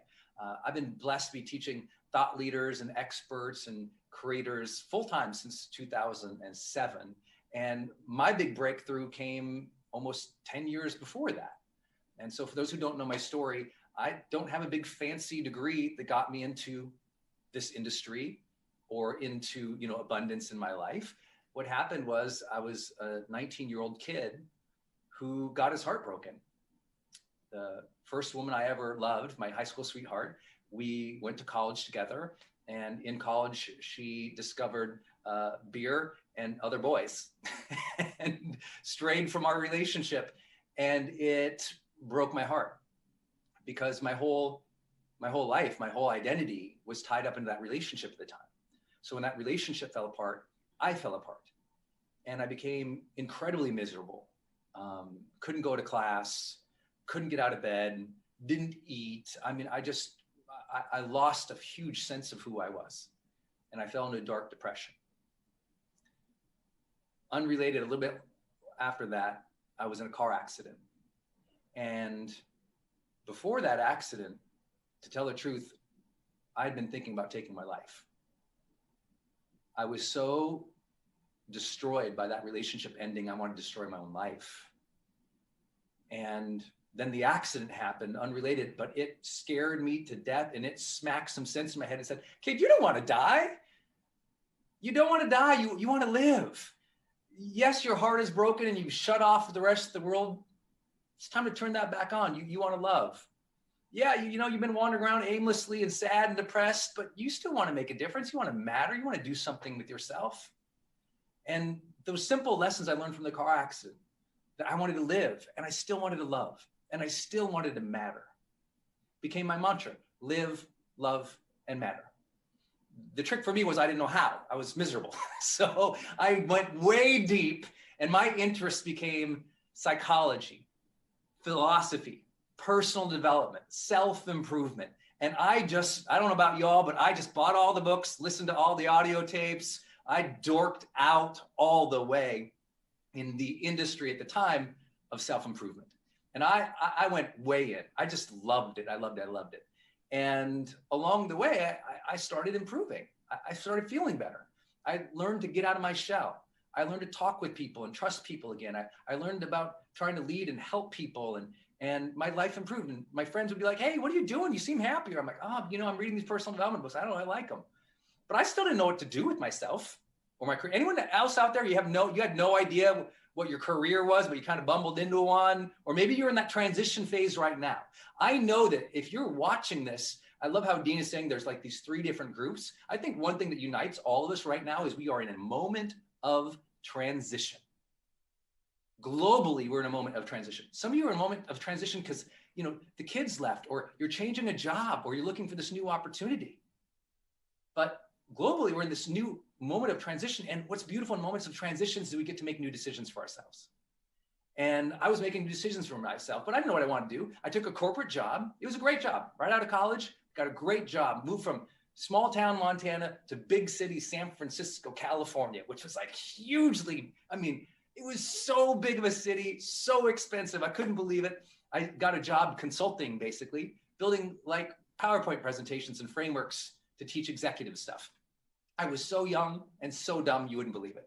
I mean, I had no idea what I was doing. But, you know, I kept thinking about that car accident I'd had and how my life had been changing. And every time I told the big, long story of the car accident, which I'll spare you today, but those insights that I'd learned about living and loving and mattering, and how every night I go to bed and I ask, did I live today? Did I love today? Did I matter today? Because my car accident taught me that if you don't know the questions you're going to ask yourself at the end of your life, how you're going to evaluate yourself, how could you live purposefully each day? And I learned in my car accident that at the end of my life, I'll probably ask, did I live? Did I live well? Did I love? Did I love openly? Did I matter? Did I make a difference? So every night I asked, did I do that today? So I started living more intentionally. And I tell my friends that, they're like, that's inspiring. You should tell me more about that. And then we'd have conversations about their life. And I found out like I was kind of like coaching them a little bit or giving them advice. And I liked doing that. And I was always reading these personal development books. I thought, you know, maybe I'll write a book one day. I don't know. I don't know how to write, but maybe I'll write a book one day. But you know what? 7 years marched on of that corporate job. It was good. It was good. But in the back of my head, that transition mindset was building. It's time to do something that is more true to me. It's time to do something that is an expression of something that's inside that maybe people don't know, but it's a transition moment. You're in a transition moment. That's why you're here, I promise. And so I thought, okay, I'm going to make the leap. And I decided to leave my safe corporate job to become a full-time writer, to write my first book. And I did what most writers do. I promptly went broke. I was like, I had no idea. I was just trying to spend all this money on all these things. I had no idea what was happening. And I had no guidance, no direction, no courses. I didn't know what to do. The industry really did not exist other than, hey, go get an agent and hopefully get published. There was the online marketing industry was barely emerging. You know, the modern digital economy was still 4 or 5 years away. I mean, it was really like early, but I decided to write that book. The challenge is I went broke. I ran out of money. I couldn't get an agent. I couldn't find a publisher.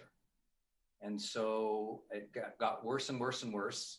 And I kept trying to write and fool myself. And I was going through a little imposter syndrome. Well, who am I to write? I mean, I'd read Hemingway. Like, come on, what are you going to do after that? So one day at night, I keep trying to write. I'm living now in my girlfriend's apartment. I couldn't afford my apartment in San Francisco anymore. I couldn't afford in San Francisco, California, it's like $9, right? So I just couldn't do anything. It was bad. My then girlfriend was buying my groceries. I had to move in with her, give up my apartment. I had set up in her bedroom, because the apartments in San Francisco are tiny. If you're struggling, I mean, tiny, tiny. And I had this little table like this big that was my mom's fold-out sewing room table from home. And I set it up. I put my laptop on it. And it was a borrowed laptop I had to return. And I was writing. Just every day or every night I was trying to write. It wasn't particularly, honestly, effective. I was struggling to be productive. And then one night I was kind of finding a little bit of a groove, and I was writing, and Denise, my then girlfriend, she came in And she walked by my little desk and she was trying not to disturb me because I was like this. I don't know about y'all, but when you get creative, it's like the rest of the world doesn't exist and you're like in this flow, in this zone, and something true and beautiful for you, and you're just guided. And I just was like tapping along, even though it sucked, but I was in a flow. And at the same time, I was literally in that flow. I was at that moment in my life going into bankruptcy. And the apartment was so small that basically I had that little table, but also the bed next to me. And I would set every day all my stuff on the bed, my vision boards, my research papers, other books, all of my bills and invoices and credit card statements. And it was just like the bed during the day was like my extended desk. So I had this little desk to write on. Well, Denise comes in to go to bed and she goes to not disturb my papers. So she goes to crawl under the covers and get settled in bed. And I stopped typing at some point. And I kind of looked over and I saw Denise, love of my life, sleeping under the weight of my bills. Literally, she was sleeping under the bills. She was trying not to disturb them. And I don't know what it was about that image, but it just went, and it just, man, I don't know if you've ever been in that place, but none of us want to be the cause of pain or lack in our families' lives.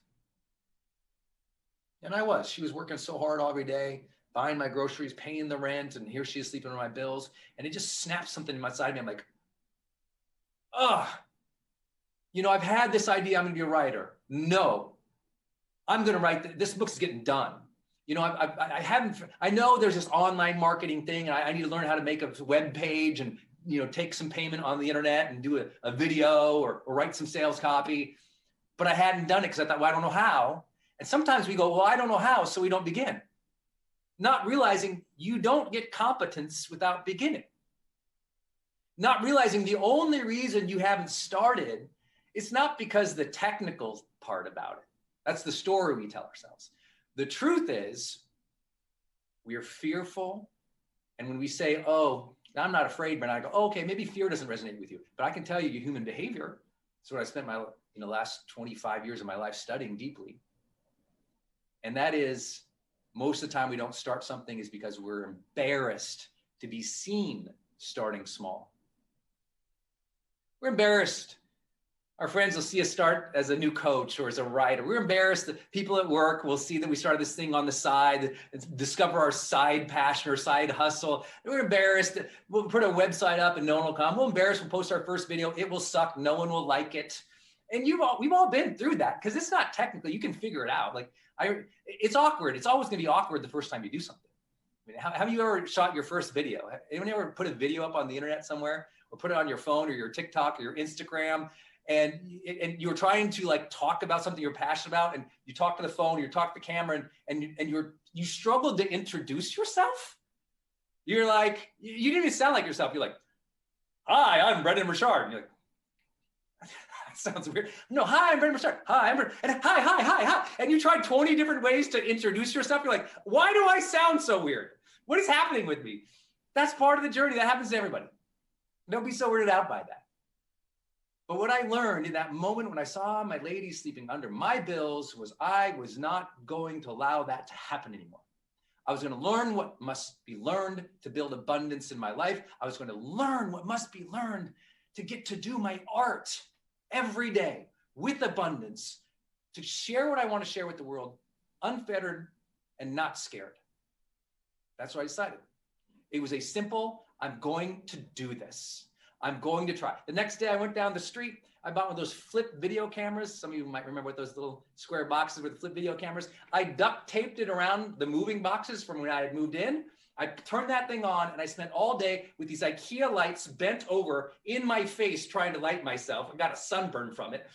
And I did my first opt-in video and sales video.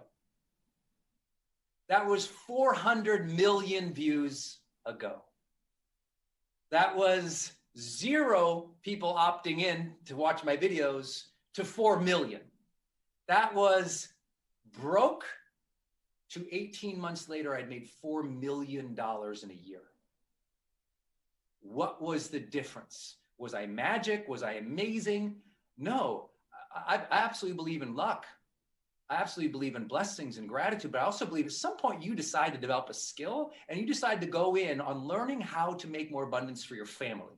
And once that's real for you, now your insecurities out of the way. Because my insecurities didn't matter. My passion, love for the woman who eventually became my wife, sleeping under my bills, I was going to learn how to provide a life for us. I know that doesn't resonate with everyone. Maybe sometimes that's old fashioned, but for me, it was a choice of going from, wanting to do something to being into it and trying and learning the skills. Because the skills you can learn. You just need a course. You need the training. You need the coaching. You need what we all have to learn to do the industry. But let me share with you the big obstacles getting people's way. 3 simple things, idea. 3 simple things will get in your way. 1, being blind to the opportunity. I started in this industry and I coined it the expert industry in 2007, when it was still the motivational speaking world, when it was like online marketing world, or when it was like direct response world, or what was it? But I noticed no one called it an industry. And I thought, wait, if everybody worldwide can do it and they make money from it, that's an industry. But now if you've not, think about that. That was 2007. That's 14 years ago. And people are still like, oh, this is the thing. Don't miss out. What's the most valuable companies today, as an example, on the NASDAQ? They're all companies supporting the creator economy. LinkedIn, YouTube, Facebook, Instagram, Pinterest, TikTok, Snap, Clubhouse, Substack, Kajabi. All these tools support you sharing something. And you don't have to be the worldwide expert in it. I became that in my craft for high performance coaching. But you don't have to begin, you have to share something that you love consistently, right? And think about this. You can either be the expert, you got the results, you've done it. You can be part of the journey, you've experienced it, now you're sharing what you're learning in motion. Or you could also be the curator. The curator just shares the stuff that they like and they monetize that. Either one of those can be the model, but don't miss the new world. The entire economy now is structured on content, isn't it? Think about that. The modern digital economy that we live on now is structured on content. What happens when they figured out cryptocurrency? What was the first dang thing that was really super applicable outside of the speculation? Well, let's put art on this thing. Let's put content on this thing. Let's create these NFTs. Even the new world in the new economy is still built on what you provide in terms of content. So don't miss out that you've got to create and share and curate and be part of this, because it is the new economy. And I've been saying that since 2007. Second big thing that sometimes causes us to get in our own way is destination thinking versus journey thinking. The destination thing, well, you think, well, I'm not an expert yet, so I won't begin. Oh, well, you'll be perceived as the expert as you start learning it and sharing it. I didn't be like, I'm the world's best high performance coach, follow me. I was, hey guys, I love psychology. I love sociology. I love teams and leadership. Here's what I'm learning. And all I was doing, I was sharing the research and putting little frameworks to it. I'd share what I was learning, give people steps 1 through 5 to go out and try stuff. And that was all I was doing. That was the entire crux of my career, was that. Here's what I'm learning. Here's what 5 things you can go do right now to explore or try. I just did that over and over and over and over again. And I didn't do everything. To this day, I don't have Pinterest or TikTok or Snapchat. You don't have to be on every dang platform doing every dang thing. For me, I wanted to shoot videos, write. So I wrote a blog, wrote a book. I shoot videos for YouTube. I eventually took the audio from the YouTube and put it in a podcast. All of that, I drive people to email. They sign up on email, we deliver tons of value, and then I offer them a course. Tens of millions of dollars a year, that's all I do. It didn't begin that way. It began like, I got a video, guys, go like it. Go watch it. And 5 people will watch it. Me refreshing it twice, and my mom refreshing it twice. You know what I'm saying? You know, some of you know exactly what I'm saying. Some of you don't know yet, but I can't wait to see yours. But don't think you have to be there. You get there by sharing what you're learning. And over time, you've shared so much about what you've learning, you can't help but by observing and learning, to build that credibility and that expertise. Because the more you learn, listen, experts are always students first. The more you learn, the more that you have to share, and the more you're able to help when people ask you questions. Like, oh, when people, listen, I want you to hear this. Like 60% of the time people ask me a question, I'm like, oh, have you read this book? I just give a recommendation of something I've learned along the way. I don't have to be super smart. You can learn the skills later.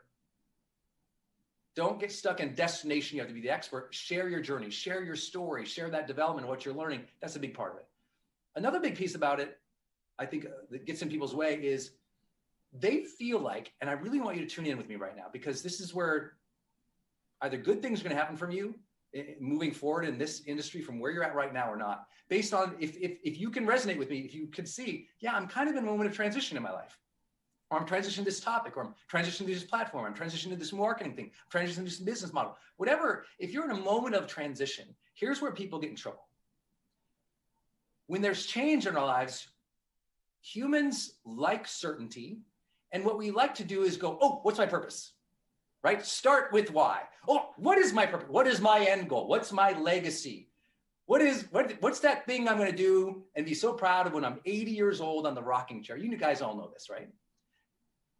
The issue is in moments of transition, that's really discouraging. Because in moments of transition, you have to try and taste and see things. I always tell people, you don't have to figure out your life's purpose right now. You got to figure out your next bold move. You don't have to figure out your life's purpose right now. You got to figure out the next bold move. And a series of bold moves stacked upon one another sets upon a destination in which gates will open up for you that serendipity and God had in mind that you never even could have purposed. I could have never even purposed in my mind this moment with all of you. I could have never imagined this abundance, living on this beach out here. I know you can't see it, but it's a little blown out. But it's like I live on the beach. I have the opportunities and abundance in my life that I could not imagine as a kid, looking at my girlfriend at the time under the weight of my bills. Because you know what? The world, I believe the Creator, opens up gates, but only when you roll up to them. Purpose reveals itself in motion, not in stagnation. You don't have to figure out your whole life's purpose. You got to figure out your next bold move. What's that next thing you can start, do, learn, post, express? And what are bold moves? Some of you guys know, think about this. I could never imagine the dumb kid from Montana. I literally created a course with Oprah Winfrey Network called Your Next Bold Move. Like all of a sudden I'm working with Oprah and team to create an online course. So what is a bold move? What does that mean? Well, a bold move tends to mean two very simple things. One, you choose to do something that is more authentic and true to your soul, your spirit, your interests, your passions, your obsessions. It's something that is more true to the explorative or the artistic or the adventurous side of you that you have been suppressing because you thought you had to do it right. You thought you had to fit in. Now, baby, you make a bold move, go, you know what? I like this job. That was my story. I like this job, but I want to write.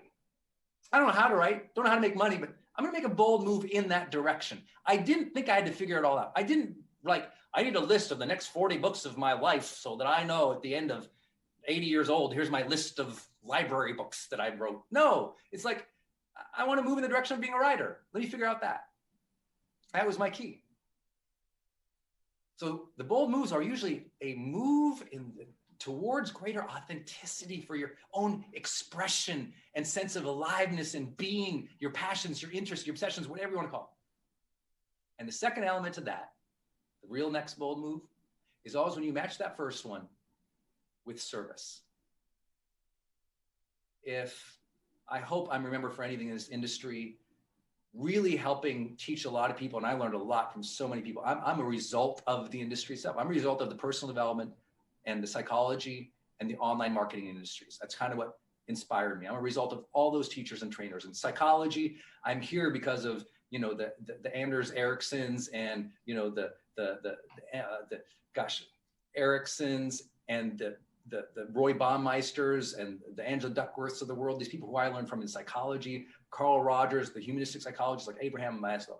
In personal development, oh my goodness, Napoleon Hill, Dale Carnegie, Earl Nightingale, the Jim Rohns, the Wayne Dyers, the Louise Hayes, the Tony Robbins, the Deepoks, the Oprahs. Oh my gosh, you know, no way. I couldn't be here with that online marketing. Oh my God, if it wasn't for Jeff Walker or early Frank Kern or Ryan Dices and all these people I got to learn from very early on, even including Dean on marketing, I wouldn't be here.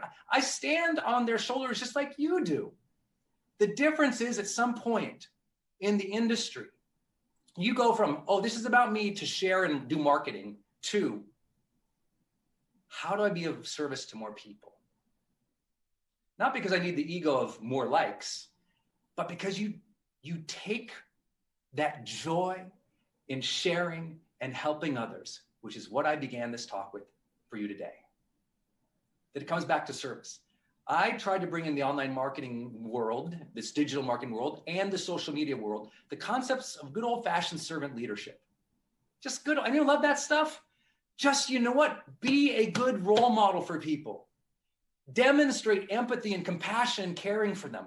Listen to them. Provide them with some value. And you know what? That's called, today, branding. Back when I was live, we just called it servant leadership. That's when I was coming up. And I just feel like that's your next bold move. Where does authenticity and service match? And how can you go in on each one of them? How do you go in on more truthful expressions of yourself? How do you go in more truthful expressions of good service to others? Because you know what? Your ultimate service or legacy or purpose will always be, it will be some form of the energy that you imbued with others. It's your energy. It's how you're showing up as a role model, as an influencer, as a caregiver, as a mom, as a great leader, as a good entrepreneur, as someone who, with all my friends, I always have one request from them. It's the only request I ever have. All my friends, some of the most followed people in the world, they say, Brendan, what can I do for you? Go. Double down on your goodness. Whatever it is that you do good in the world, double down because the world needs it. You have an opportunity with this challenge and with where you are in your life in this moment of transition to make decisions for your next bold move, to discover new things about yourself and share new things that you are passionate about. You literally have that moment right now. And you have it at a time when the entire world has moved towards supporting us, the creator economy, the self-education economy, the knowledge economy, the expert industry, the knowledge industry, whatever you want to call it. The whole architecture of the modern digital economy has been built up by billion-dollar companies to do one thing: allow you to share that voice and make that difference. That's why I'm excited to be alive. That's the modern economy. Skate towards that puck, as Dean would say, as Wayne Gretzky would say. Like, move towards that. That's where we're all going. So get into the game. Don't be embarrassed to be seen starting small. Be proud of that. Because you know what? When you start small, you get that journey later going, hey, look how far I came. Let me help you. Because I know there's some people on the miles behind me who might need a hand up. And that is your service. You get to take joy in sharing your passions and interests and helping people. And you get to get paid for it. This is my career. Every day I wake up, I hope I live a little bit and love a bit and make a bit of a difference. And getting to do that with all of you at this stage, at this moment, I'm so grateful. I'm so grateful. I hope you enjoyed this talk. I hope you'll skate to where the puck is going. I hope you'll keep learning and believing in yourself. And I hope you will make your next bold move. Thanks, everybody. Give it up for Brendan Burchard. Thanks for having me, Dean.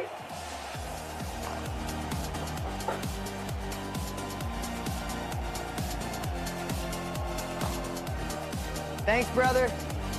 Give it up in the chat. He can see it.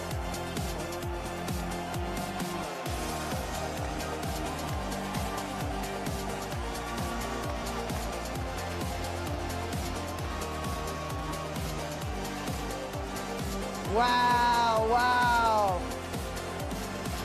Brendan, man, thank you so much for, I'm so honored that you took the time today. And dude, we're blessed to, just so everyone knows what I shared earlier, I might have to share a lot of that as I go because so many of my dear friends are here. but Brendan is someone we've spent so much time together, shared so many personal things, have inspired each other, and the man you just met is exactly who he is. If it's the first time you're meeting Brendan, you got to just see a real slice of who he is. When no one's watching, when the cameras aren't on, when it's just Brendan, that's the man he is, and he is all about service. That's why his business has grown. It's why he's impacted so many lives. You read his credentials, multiple New York Times bestselling author, hundreds of millions of views. It really came down to his story and his desire to serve. And I took some notes that I just want to share a little bit. And then we got one more amazing guest. But I want to share when he said he took a leap, right? He talked about wanting to serve, wanted to go from a job that wasn't serving him, right? That he was in corporate America. It was a dream at one point, but then the dream was gone. Anybody ever feel that? Like it was the dream to get out of college and the dream to get the job, and then you got all of it and you sat there one day and said, what the hell is this? This is not what I thought it was going to be, right? Well, he felt that and took that leap of faith, right? But then what I wrote down is, I think he might have got into that, as Tony said yesterday, and I'll say it my way. Tony said the tyranny of how, but he was in that, how do I do this? How do I write more? How do I make this happen? How do I take care of my girlfriend? And how do I do better things? And then one day, right? One day we all have that moment. For him, and that story, I watch him get emotional every time he shares it when he looked over and saw Denise, his amazing wife. And we love Denise. She's one of our favorite people. Looked over and saw her under the weight of his bills.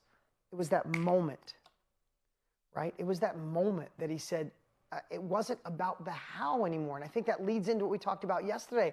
It wasn't how, oh my God, my wife's under those bills. How do I write faster? In that moment, he decided why he was going to do it, and that the outcome, that there was no choice. He was going to burn the boats, do whatever it takes. And when you go from how to, this is my heart, I am doing it, the how shows up. The how shows up, like he said before, when you decide, when you gain capabilities, when you get the course, when you get in the workshop, when you get in the mastermind, when you take the uncomfortable action, when you move forward, when you spend 2-3 hours a day in a training to gain it, and then say, I'm putting it in place. Because listen, you might be in a spot where Brendan was at.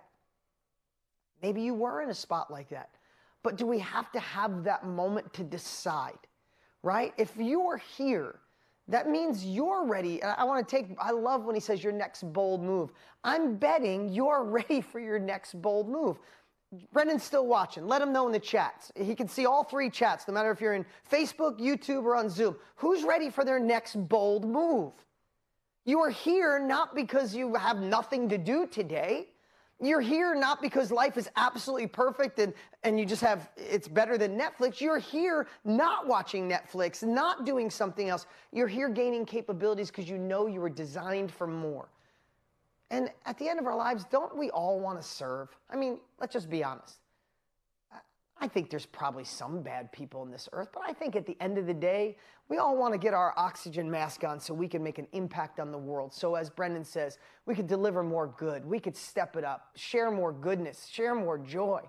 I mean, listen, I'm not trying to make this all fuzzy and like, oh, but we really are. I mean, Brendan and I talked 3 days ago, before my son's game. I had an hour practice. I called Brendan. We spent the whole hour on the phone. And literally like 2 little kids, him and I have, I have different relationships with different friends. His and I are like, we're 2 little kids and we're on the phone. And he's like, brother, do you believe we get to do this? Every day we get to inspire people, change people's lives. We learn stuff and we share it and people thank us. Do you believe we get to do this? And I'm like, no, I can't believe it. Do you know we're going to try for 1 million people? He's like, oh my God, 1 million, yay. Like literally, I'm not shitting you for lack of a better word. It's how we have a conversation. Like I'll say, I'm going to try for 1 million. He's like, no, yep, oh my. And he'll like, this is how we talk. But listen, when he started, nothing. His mom saw his video. When I started, like we all started someplace. And I love that saying, when's the best time to plant a tree? 5 years ago. When's the second best time to plant a tree? Put it in the chat. Right now. When was the best time to probably jump in the knowledge industry? A couple of years ago. When's the second best time? Right now. You know when the worst time is? 5 years from now. This is the moment. Look at everybody saying now. This is what I want you to feel. I want you to feel disturbed with inaction. I don't want you to look back in 4 years and go, damn, I spent those 5 days with Tony, Dean, Brendan, Shalene, Jenna, all these amazing people. I got excited and I let life suck me back in. Look where the damn knowledge industry is now. It's $1 billion a day, right? It's like we've all had those investments somebody told us to do. You were gonna, you didn't, and the investment exploded. You're like, that's the groundswell of this industry. And as I said on day one, your life experience is your asset. Your knowledge is your inventory. And you don't have to pay for it. You already paid for it through your life experience. You don't have to house it. You don't have to cool it. You don't have to feed it. This knowledge is value. We just have to learn to share it. And that's what we're going through. And every single speaker, every single person here started someplace that they never would have thought in a million years they were here.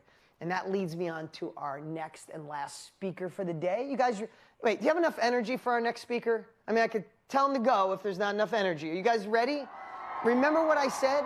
Every speaker came. None of them are getting paid. They all paid for their own dime to be here. They're here to serve you. So these chats, if we were in person, that's one thing, but light up all the chats. Now, this next speaker I met probably about a decade, maybe a little less, maybe 7, 8, 9 years ago. First day I met him, first day I got to see his heart. We ended up hitting it off. We spent more time together. We talked. We became dear friends. And I remember knowing him for less than a month and hearing his heart and watching his videos. I remember saying to him, I called him one day, I said, hey man, if there's anything I can do, because the world needs more of you. Like, he had already been just absolutely destroying it with his videos, but the world needed more of him. And anything I could do to help him, and he's done the same for me. I helped him get a book deal. I helped him get way more for his book deal because he deserved it. And I helped him with connections. He's helped me in so many ways. We became a really amazing friends. You know, it's not friends that we see each other every day because we're in different states, but someone that means the world to me. Now, I could read his bio, which is amazing. He's an ex-NFL football player. He's impacted people's lives all around the world. He's one of the most watched people online, you ready for this? In the world. In the world. 12 million people follow him on social media.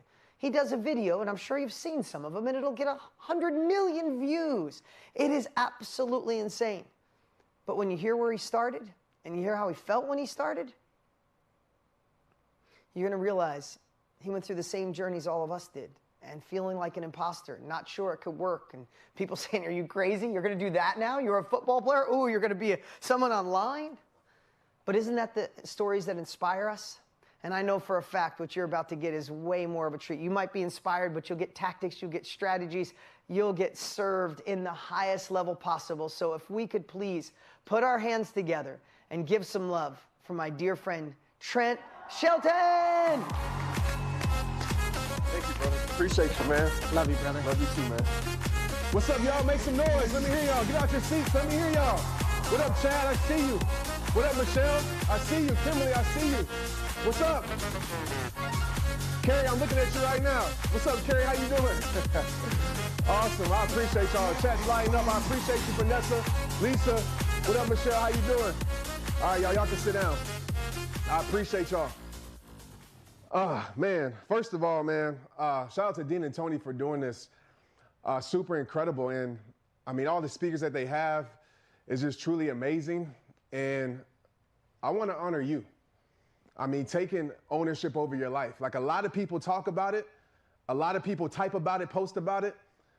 But there's you that actually showed up. I always say there's 3 types of people, right?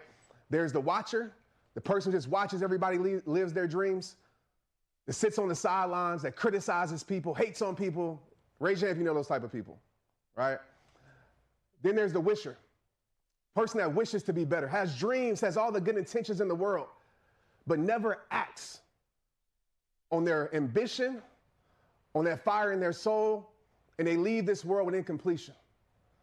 But then there's you, Nina, Serena, Stephanie, Angela, Daniela, all of y'all. There's you, the worker, the person that shows up, the person that puts in the work, the person that grinds from the bottom and hits their rock bottom and still goes on. The person that's in the car wiping tears off their face and then still accomplishing the mission. So I want to honor all the workers in here, because I'm telling you right now, you might not feel it now, you might not see it now, but it's going to pay off in your life. And there's people, I'm already about to go in. So there's people that are dependent on you to keep working. And I'm not just talking about your family. I'm not just talking about the proximity of your environment. There's people across the world that need your story. There's people across the world that need your talent, need your gift. And I'm not saying this to sound motivational, because motivation is crap, to be honest with you. I'm being straight up with you. I'm saying this to impact your soul and to get you to wake up. Because you're doing people a disservice. This isn't to everybody, so don't get in your feelings, but if it hits you in the heart, accept it. The truth sometimes hurts, but I promise you, the truth always helps. But it's your duty to listen to that voice in your heart and give that greatness to the world. There's a you inside of you. Think about this for a second. There's a you inside of you that you haven't even met yet. And that you is the greatest you. I'm still on a progressive journey to meet the greatest me. I haven't met that person yet. But every single day, I try to walk in the presence of the greatest Trent. Because I know every single day, Nicole, Melissa, Angela, Amy, every single day you're planting seeds. You're planting seeds of either greatness, seeds of progression, or seeds of limitations. And to be straight up and real with you, those seeds will take harvest at some point. So my question to you right now is, what seeds are you planting? And it's not going to happen overnight. I know Dean just talked about 12 million followers, all these video views, and that's cool and great. And I appreciate that. But I started at rock bottom. I don't know if any of y'all can relate to this. Maybe it's just me, but I know what hard times and struggles are. If you follow me, you know I'm going through one of the hardest seasons in my life right now. But I'm still showing up because the mission is that important to me. Write this down. When the mission is strong enough, the struggle will never be great enough. When the mission is strong enough, the fear will never be great enough. If fear is controlling your life, if limitations are controlling your life, I'm going to tell you right now, your mission isn't great enough. And some of our missions are just for us. We got selfish missions. To be more popular, to have a blue check by our name, to make all this money. Those things are good. But when those things are gone, when you don't have those things, are you still going to show up? If everything was stripped away from you, all the titles that this world tries to give you was stripped away from you, would you still show up and fight for what you believe in? And I'm not apologizing for being passionate, because I care about this, man. This started over a decade ago, and I'm not going to tell too much about my story. I know a lot of you know about it, but football was my everything. And for some of you, it might not have been sports. Maybe it was a relationship. Maybe it's a dream. Anybody have a dream that failed? Anybody in here? Well, I can see some hands. Y'all don't have dreams that fail. Y'all are incredible. We've all had dreams and things that have failed in our life. And mine was to be a professional football player since I was 4 years old. I wrapped my identity around that. Without football, who am I? For the sake of time, I make it to the NFL as an undrafted free agent. And just imagine your biggest dream coming true at the same time your worst nightmare happening. I ended up being cut 9 or 10 times. And some of y'all might be wondering what cut is. A better word is fired. From 3 teams. How does that work, Trent? 9 times, 3 teams, it doesn't add up. Each team cut me 3 times. So I lived a very unbalanced life. I didn't know if I would be cut right after practice. I didn't know if I would be there the next Monday. And I had a family to take care of. And I was losing myself to the point where I didn't even care about living anymore, because without my everything, I felt like nothing. I want to tell you right now, sometimes it takes losing your everything just to show you that it was nothing that you ever needed in the first place. Sometimes it takes losing everything that you think you need just to show you that there's something better for your life. Your greatest setbacks will set you up for that major comeback. Sometimes you have to lose certain things to gain better things. Do you realize that? Sometimes the best way to add to your life is to subtract from it. But at that time, I didn't understand it. I was angry at God. I was angry at my mom and dad for not making me fast enough, for giving me some bad DNA, even though they gave me great DNA. I was mad at my friends. I became bitter. I had bitterness in my soul. I resented people. My teammates like Peyton Manning. Oh, Peyton ain't that good. because I was that hater at that point in my life, even though Peyton is legendary. But it came to a point in 2009. I'll never forget this moment. I was sitting in my room at my parents' house. I was still living with them when I would come back from the off season. And I remember looking at my room, and I remember seeing the pictures of my son. Tristan was just a year old at that time. And I remember talking to God and asking God, God, is this it? Is this it? Is this the end of my life? Is this my finish line? Is my future not going to have anything better for my life? Is my best days in my past? Is this it? And I remember this tiny voice that pierced my soul and said, this is just the beginning. I got more in store for you than you ever could imagine. And so over those next few years, the next moments, I grab a cell phone. I didn't have some great studio. I didn't look like the typical motivational speaker. I still don't. I didn't go to Toastmasters, not saying you can't go to classes. I didn't have any formal training. I'm an introvert. I'm probably the quietest person in the room if you're ever around me. Speaking was my biggest fear. But there was something inside of me that said, there's more to your life. Anybody feel that? Anybody have that feeling in their life that there's more to your life, that feeling? And a lot of us, what we do is that feeling that's calling us, that's saying there's more to your life, there's something better for your life. You know what we do? We send it to voicemail. Because we talk ourselves out of our greatness. We tell ourselves that we're not experienced enough. And we send that to voicemail. We see all the comparison on social media, people showing you the filter life. And we say, oh, I can never be that person. So we send it to voicemail, and you talk yourself out of your greatness. Write this down right now. You have to defeat the enemy. And the enemy is not an external enemy. It's not the people online who don't like you. It's not the people that are judging you. It's not your past. It's not your circumstances. The enemy is an internal voice in you that's telling you that you're not good enough. The enemy is that fear. The enemy is that past failure in your life. And how you defeat the enemy is that you stand up to it. Even when your back's against the wall, you still stand tall. Even when you don't even have it figured out, you take what you know and you move forward with your life. The greatest war you ever will face is right here. That's the greatest battle. And you will never win your war by running from your battles. So some of us on this live, maybe not all of you, but I'm speaking to a few of you right now. Some of you have been running for far too long and you're wondering why your life is tired. You've been running from that thing that you were supposed to start. You've been running from that idea that's piercing your heart. You've been running from that gift. And I'm going to tell you something. The gifts that we don't use don't die. They find life in someone else. The opportunities that are knocking on our door that we say we're not ready for, they don't die. They find life in someone else. Somebody has took advantage of your opportunity. How long, Daniela? How long, Michelle? How long are you going to keep pressing not ready and answer the call? So for me, I pick up my cell phone and I record a video, just speaking from my heart. And I remember I had 10 people watching it, 10. And I was excited. I'm like, 10 people watching me? Shh, I done made it. That's 10 people that I can touch and reach.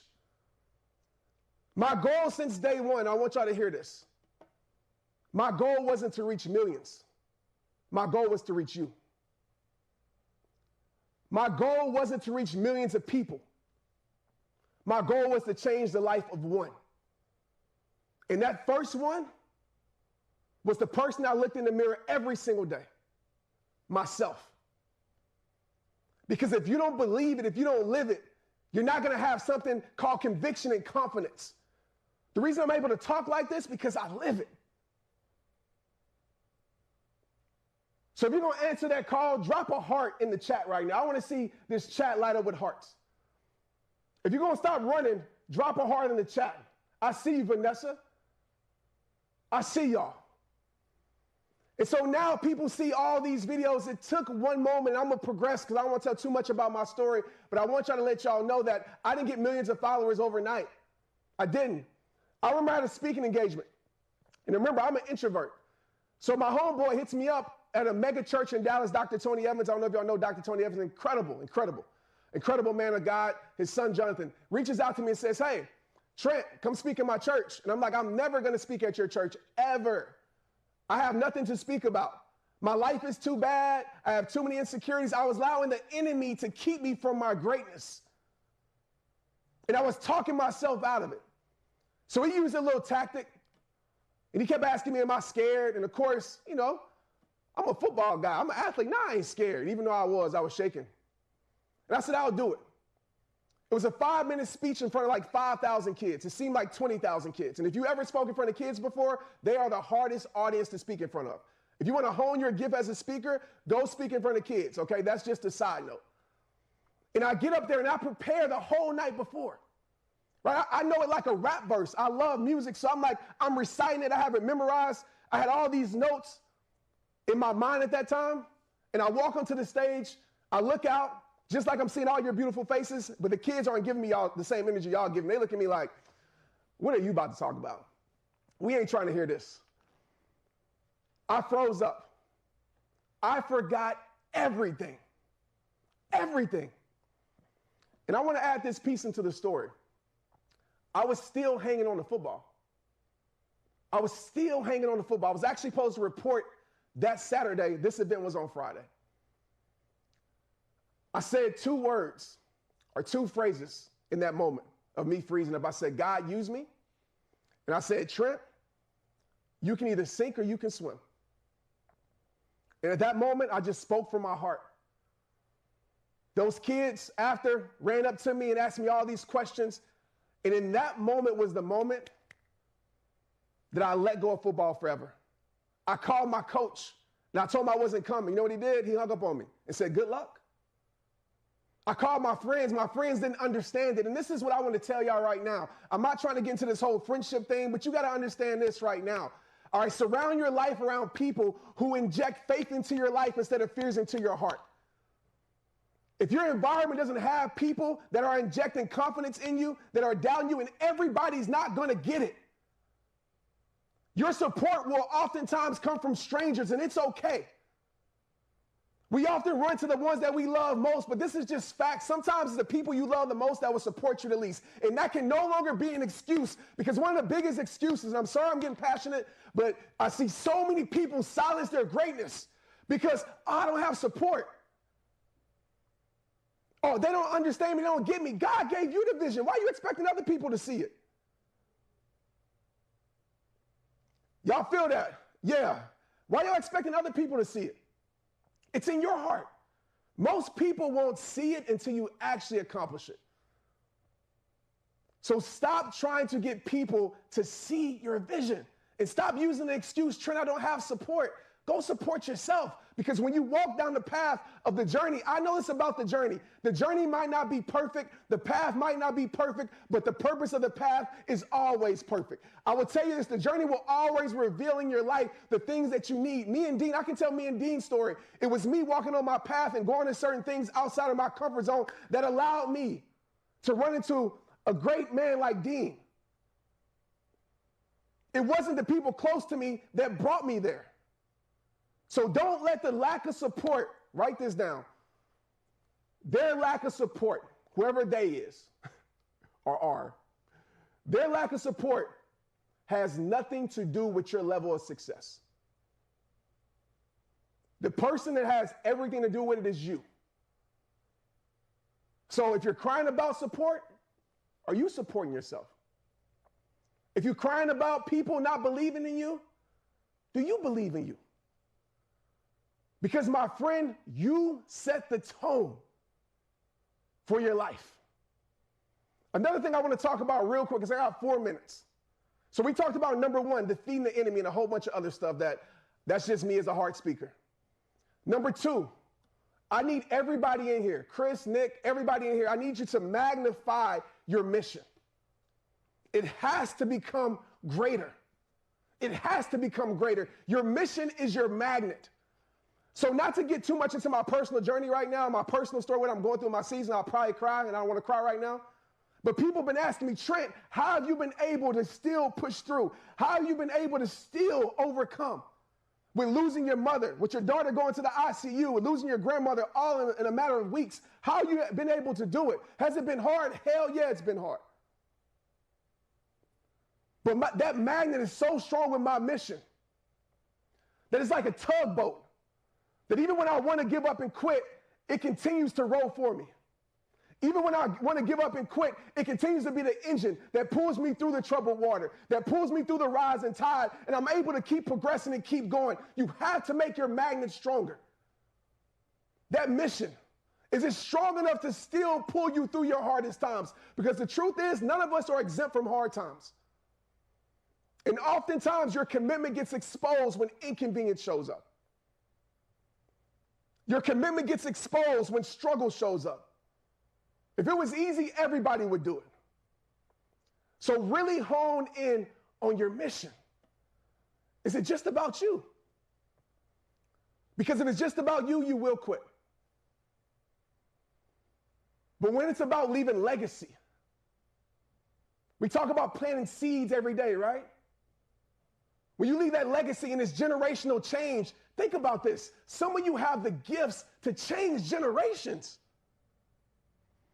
You know what's so dope about my story that people don't talk about, that I love personally? That my great-great-great-great-great-grandkids, I'm assuming, unless technology changes, are going to be able to see their great-great-great-great-grandpa, Trent Shelton, inspire the world.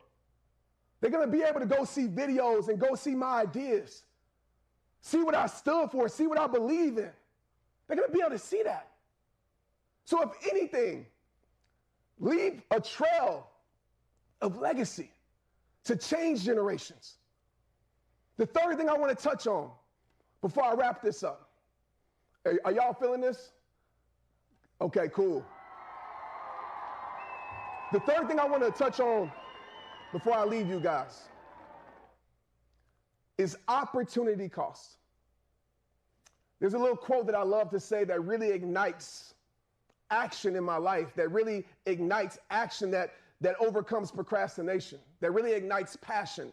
And this quote is this: never let the fear, right? The fear of staying the same should outweigh the fear of change, right?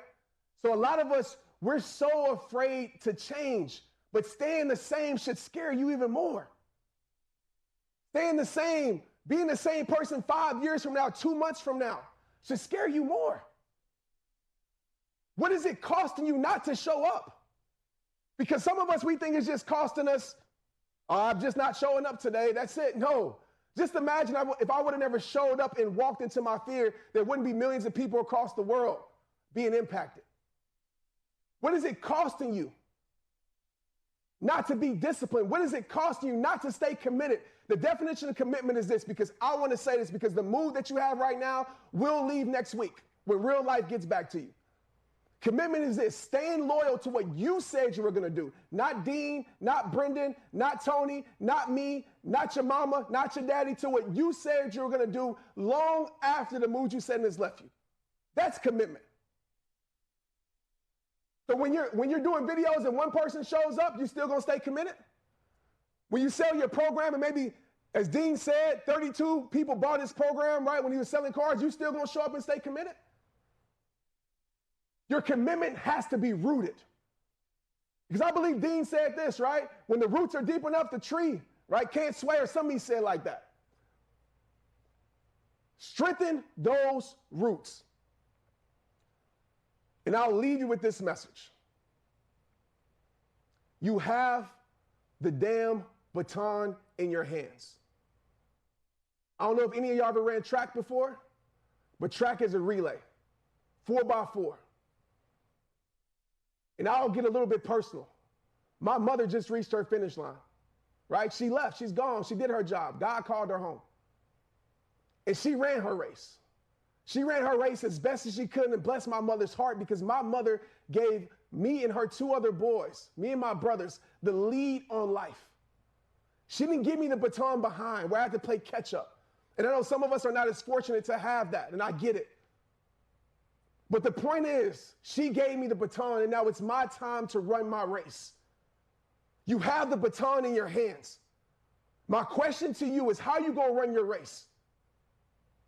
You going to run your race in self-pity and blame and complain and point the finger at everybody and feel sorry for yourself, which I understand because I've been there.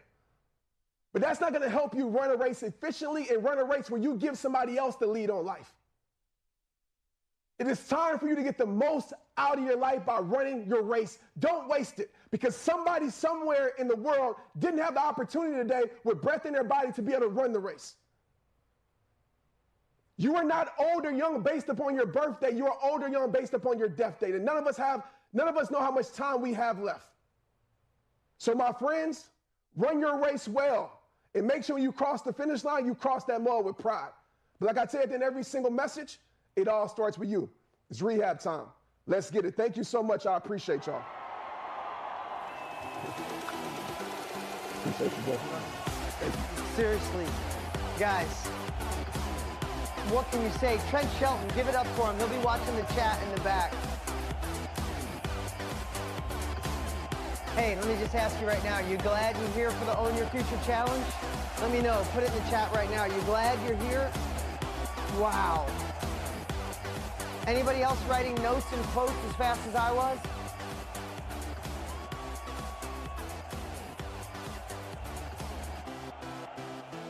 It's almost hard to put into words the way that guy makes me feel every time, and the way Brendan made me feel, and the way Shailene makes you feel. But when you listen to his words, don't you just like how he just cuts to the chase and gives the power back to us? And I hope you see the common thread. Does anybody come here and say, you know what, life was perfect, and I went through school, and I decided I wanted to be in the experts industry, as Brendan helped coin, or I want to be in the knowledge industry? No, that's not the way it goes. It's like an interrupted pattern in your life, right? Do you feel that? And there's this moment where you say, I can share this. I have the asset. I have the inventory. I have the life experience, and there's someone at this very moment. I love what Trent always says that. One person needs you. You know what he said? I wasn't here to impact millions. I was here to impact you. I don't know if you felt that when he said it. I thought he was talking directly to me, right? I see you, Chris, right? Like, you felt that in your heart. There was things like, God gave you the vision. Why would you expect others to get it? Anybody else write that down? It's like we're expecting the people around us to get the vision that God put in our soul, in our hearts. How could other people get it? They can't see through your lens. There's somebody in your life right now that's not here with you. And you're going to gain capabilities, and you're going to be fired up. And when you try to explain it to them, they're going to look at you like you got 6 heads. And they're going to like, oh my God, she drank the Kool-Aid. I can't wait for it to wear down. Why would you share it when you know that's going to happen? God gave this, or the universe, whatever you believe in, gave it to you. You're here. You're learning from Trent Shelton and Chalene Johnson and Brendan Burchard, and Tony Robbins, and Jenna Kutcher. You're learning. This is about unlocking your full potential, to not turn down your glow, to turn it up so bright that you attract the people in your life. Listen, I mean this. I have friends that I've known since high school. I have one left from 5th grade. He's still a dear friend. These are truly my best friends. I see Trent twice a year. We talk once a month. One of my dearest friends. I see Brendan 4 times a year, one of my dearest friends. Jenna's become a dear friend. Chalene is going to be on the list because we've spent some time, and now we just hit it off last night. These aren't people I need to know their birthdays or send them cards or see them every day, but they're people when I reach out or watch them. Sometimes I'll just go watch a Trent video. I'll be doing a run, not feel like working out. I'll just find Trent, watch it like I'm going 100 miles an hour. That's what dear friends do to each other. And if there's people in your life that, you know, bust your dreams, it doesn't mean they got to go, but it doesn't mean that they're in control of your life. At the end of our lives, do we want to look back and say, I was going to go for it? I was going to turn up my brightness, but, you know, no one believed in me. I won't even try to replicate what Trent said. He said it so elegantly. I love that. It wasn't put in their heart. I said, don't let the lack of support has nothing to do with you and your level of success. Magnify your mission. How about when he said magnify your mission? Damn, Carissa, did you feel that too? When he said magnify your mission? I don't know about you guys. There was things he said and I was like, ooh. Anybody have that like, oh, damn, that was for me? And My production crew, he said one thing and Mike went, whoa, he threw his hands up in the air. But why is he doing that? Because he truly cares. And he knows what it's like to feel when everything that he thought was his life was over. There was some more personal stuff, Trent. Maybe at another time he'll share it on what made that transition. And now he's the man he's supposed to be. He says it all the time. He's so thankful he's not in football. But he also said sometimes the things that we think are our dreams have to be destroyed or we have to break them, right? I heard someone say once to have a breakthrough, we have to break something.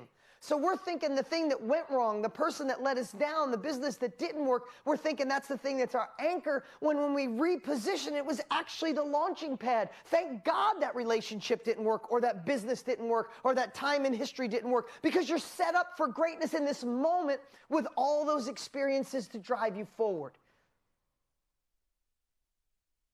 Not to just rehash what my brother Tony says, but what if life happens for us? Not just take it as a slogan. What if it really did happen for us? And all of those things led us to this moment where we have the opportunity to step up. We have the opportunity to be role models. We have the opportunity to serve. And we have a platform to do it. We have the education. We have the people willing to learn. People aren't going back to college. They're not trying to figure it out. They want to learn from you. And if you take heart, the last thing I'll say about Trent's heart, if you take that and say, I might not have 5,000 followers in 5 minutes, but one person today needs me, and I'm going to help that one person. When you look at it through that lens, it takes away, oh, what if I'm embarrassed? Like what Brendan said. I love when he said, maybe you're not starting because you're embarrassed. Your friends will go, oh, you're starting over, starting small. You used to be up here, now you're trying this new thing. We all got to start someplace, and sometimes that transition will kill us or stop us from moving forward. Is it really worth letting that one person down next week that needs what you have?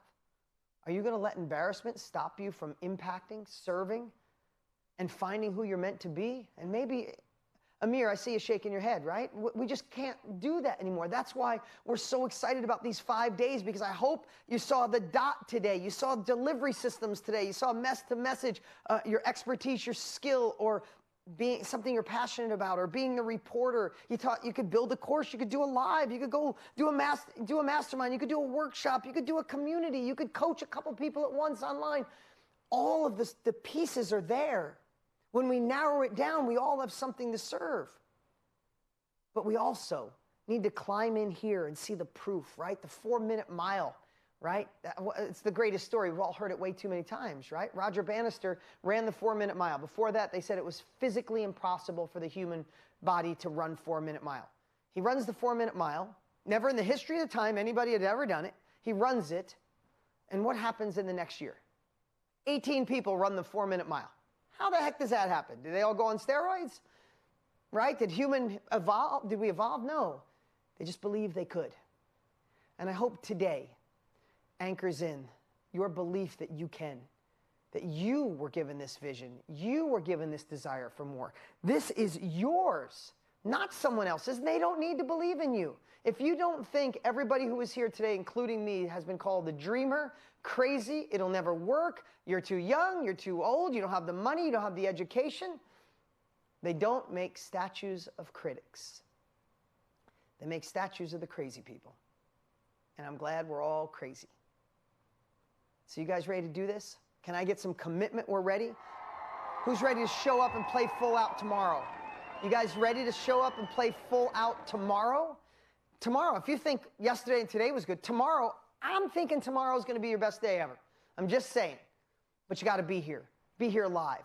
Show up. Play full out. We got amazing guests. I'm teaching something tomorrow. It is my favorite thing in the entire world to teach. It changed my life. Tomorrow, what I'm teaching literally is the secret to my success.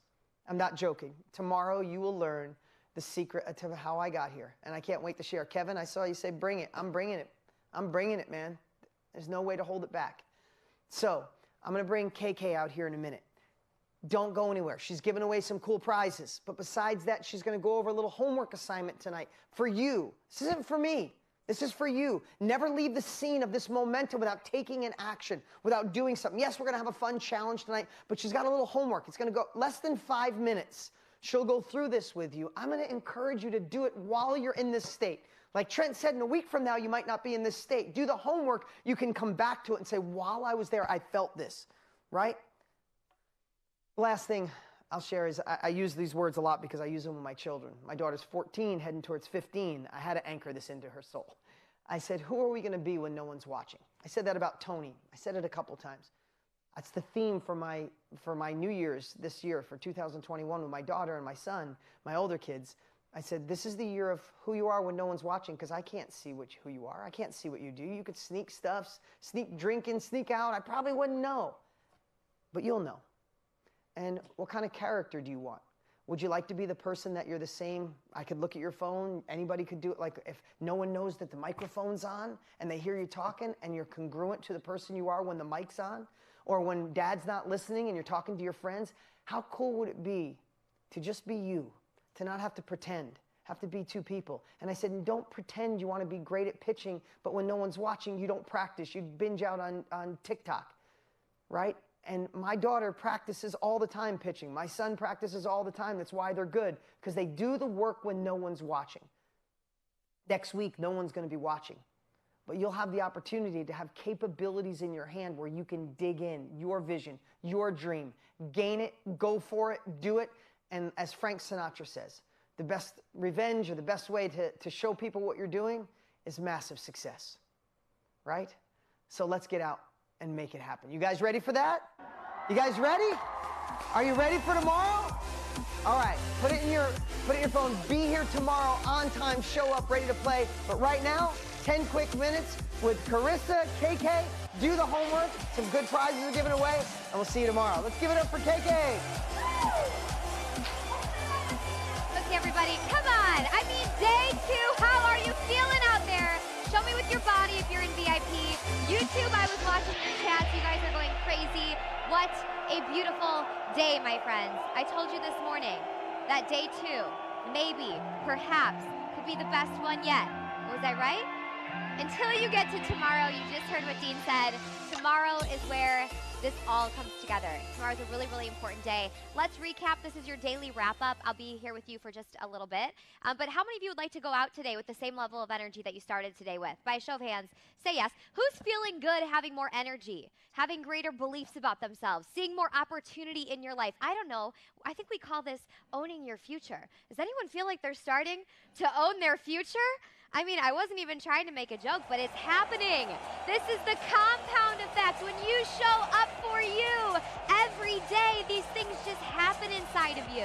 So I want to celebrate every single one of you for showing up, for playing all out. And let's celebrate our speakers. I want to share with you guys something that you don't normally get on the receiving end of these. You don't see what happens backstage. But every single speaker that spoke today, guess what? They're here, they all have their notebooks open, and they're doing this the same way that you guys are. And when Trent was up here just last, was that just beautiful?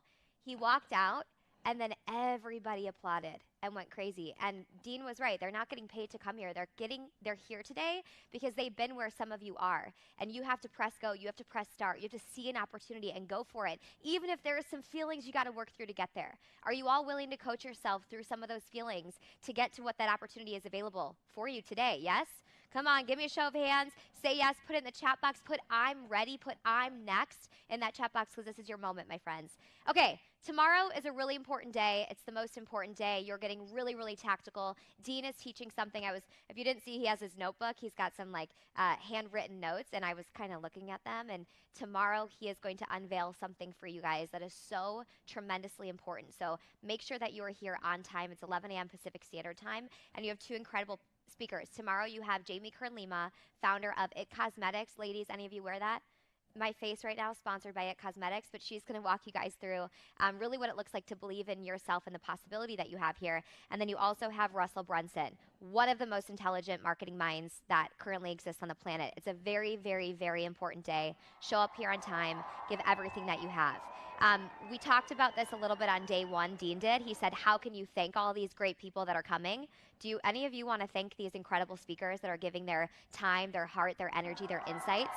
Here's how you thank them. Show up every single day and let the accumulation do its job. If you went through today and you learned about DOT and you heard Shalene be like, well, you could change your DOT. You could change it a million times. And you're still over here like, dang it, I'm having so much fun, but what the heck is my dot? Can you just let the 5 days unfold as they're supposed to? Is there a rule that says you have to find your dot today? Or could it be tomorrow? Could it be later tonight when you're in the shower? Could it be one thing that somebody says that gives you an insight and you a distinction that helps transform this process for you? Yes or yes? We call this trusting the process. If you're ready to trust the process, show up tomorrow and go all out for day 3 of this 5-day experience to own your future. I want you to put all out in the chat box. I think it was Jim, it's going so fast. Judy says, thank you for saying that. Honor yourself with where you're at. Okay, if somebody out in the chat room next to you found their dot and already launched their whole thing, don't look at somebody else's journey for where you are. That's why you're here in 5 days. There's a reason we made it 5 and not 2, okay? Trust the process. We're here for you. This is a team, right? Are we in this together? Are we doing this thing?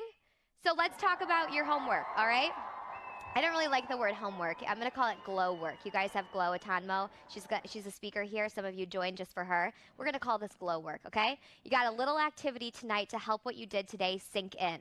Who did their homework last night? Just wave at me. If you did not, let me ask you a question. Does the past have to equal the future? Not unless you choose to live there. You can reclaim your future today, my friends, by doing your worksheet tonight. It's super easy. It's really fast, but it's very, very important. So you guys can go to oyfworkbook.com and oyfworkbook.com. If you guys would type that up and throw that in the chat box for me, that's where you can download this worksheet. And there are going to be 4 questions on it. I'm going to walk you through them verbally right now. So just eyes up here, just kind of watch and receive and listen. And we'll do this just verbally to show you what you're going to do tonight so you can see why it's so important. Okay, it's going to ask you 4 questions. And it's pretty much relating to the training that you did this morning with Dean, which was off the charts. I hope you guys have a ton of notes from that. All these things are stacking upon each other. So when he shares what he did yesterday or tomorrow, it's going to relate back to what he did today. Okay? Here are the 4 things. The first question you're going to answer is, and if you have some answers to this, throw them in the chat box right now so we can do this live. What is the limiting belief that most often stops you from unlocking what's in your head and selling what you know? Right? You know, Shalene's was like, I didn't study exercise science, and we all have these different things. I'm too young, I'm too old, or I have this, and we have these thoughts or these beliefs. So what are some for you? So fear of judgment, great. Looking stupid, I'm not ready yet. And then I just want to say, who would you be without that thought, right? If that thought didn't even exist, what would you be doing? But that's the first thing you'll answer, and really let your heart pour out. This is where you're supposed to be viciously honest with yourself. Has anyone here ever tried to make something sound better on paper so you just felt better about yourself? You're like, that limiting belief, it's really fear, but I'm going to call it like anxiety because I'm a leader and I don't get fear, right? Be real with yourself. Be viciously honest, okay? Second question, leaning into your new belief system, what is the one thing your family, friends, colleagues come to you for? And it's easy for you to do. You're kind of the expert in this. What's the one thing that they say, wow, I wish I could do that like you? What are some examples here? Throw them in the chat box. You're just going to start to percolate on this. By answering this question, does that mean you have to find the thing today? Or are these just questions? All right? Awesome. 3, knowing what you know, what could you sell based on your well above average skill level on this topic? Remember, this is a brainstorm. Is it possible you may come up with 3, 5, 10, 15, 20, 25, 40 things that you could sell? Is it possible you only come up with 1? If you come up with 1 and somebody else comes up with 40, are you better or worse than the other? Or are we all perfect with whatever we come up with? It's a brainstorm. These questions are getting you to go deeper. There's an accumulation here. Trust the what? Shout it out. I'm watching you. Good job. Cameron Adams crushing it over here. Room 2, my man. I'm watching. Yes. Okay, trust the process. And then question number 4, knowing what you know now, who could you sell to? Remember, your ideal client is you a few years ago. All right? So you're going to go through those 4 questions. That's going to give you the baseline to do your challenge. Every day, we're only on day 2, you're going to have a challenge that you do. And if you didn't do it yesterday, does that mean that today's your day, my friends? Yes? If you've been hiding in this group, you're one of the people that watches from the sidelines, I am inviting you to join Hiders Anonymous, okay? I'll be leading that group. You tag me. You tag me and you say, KK, I did my video. I'm going to come in there and celebrate you, all right? You all deserve a little spot to shine. You're going to go live. You're going to open up your phone, go live, and you're going to share with us what do your friends come with you for? What's that thing that they come to you for? And if you have a few things, share them all. But remember, it's 3 minutes or less. This is super important. Don't be that person that goes for 25 minutes. You know who you are, all right? I'm telling you. 3 minutes or less. And if brownie points if you do it in 60 seconds. Get some conviction, get some energy in your body, throw your shoulders back, go on a run, and then go live and share it with us with some passion what that is for you. And then you're going to use the hashtag #OwningMyFuture2. #OwningMyFuture2. Please type that up and throw that in the chat box so that you guys are all aligned and everyone sees that. So you'll go live, post your video, hashtag #OwningMyFuture2. Now, I have something very important to say.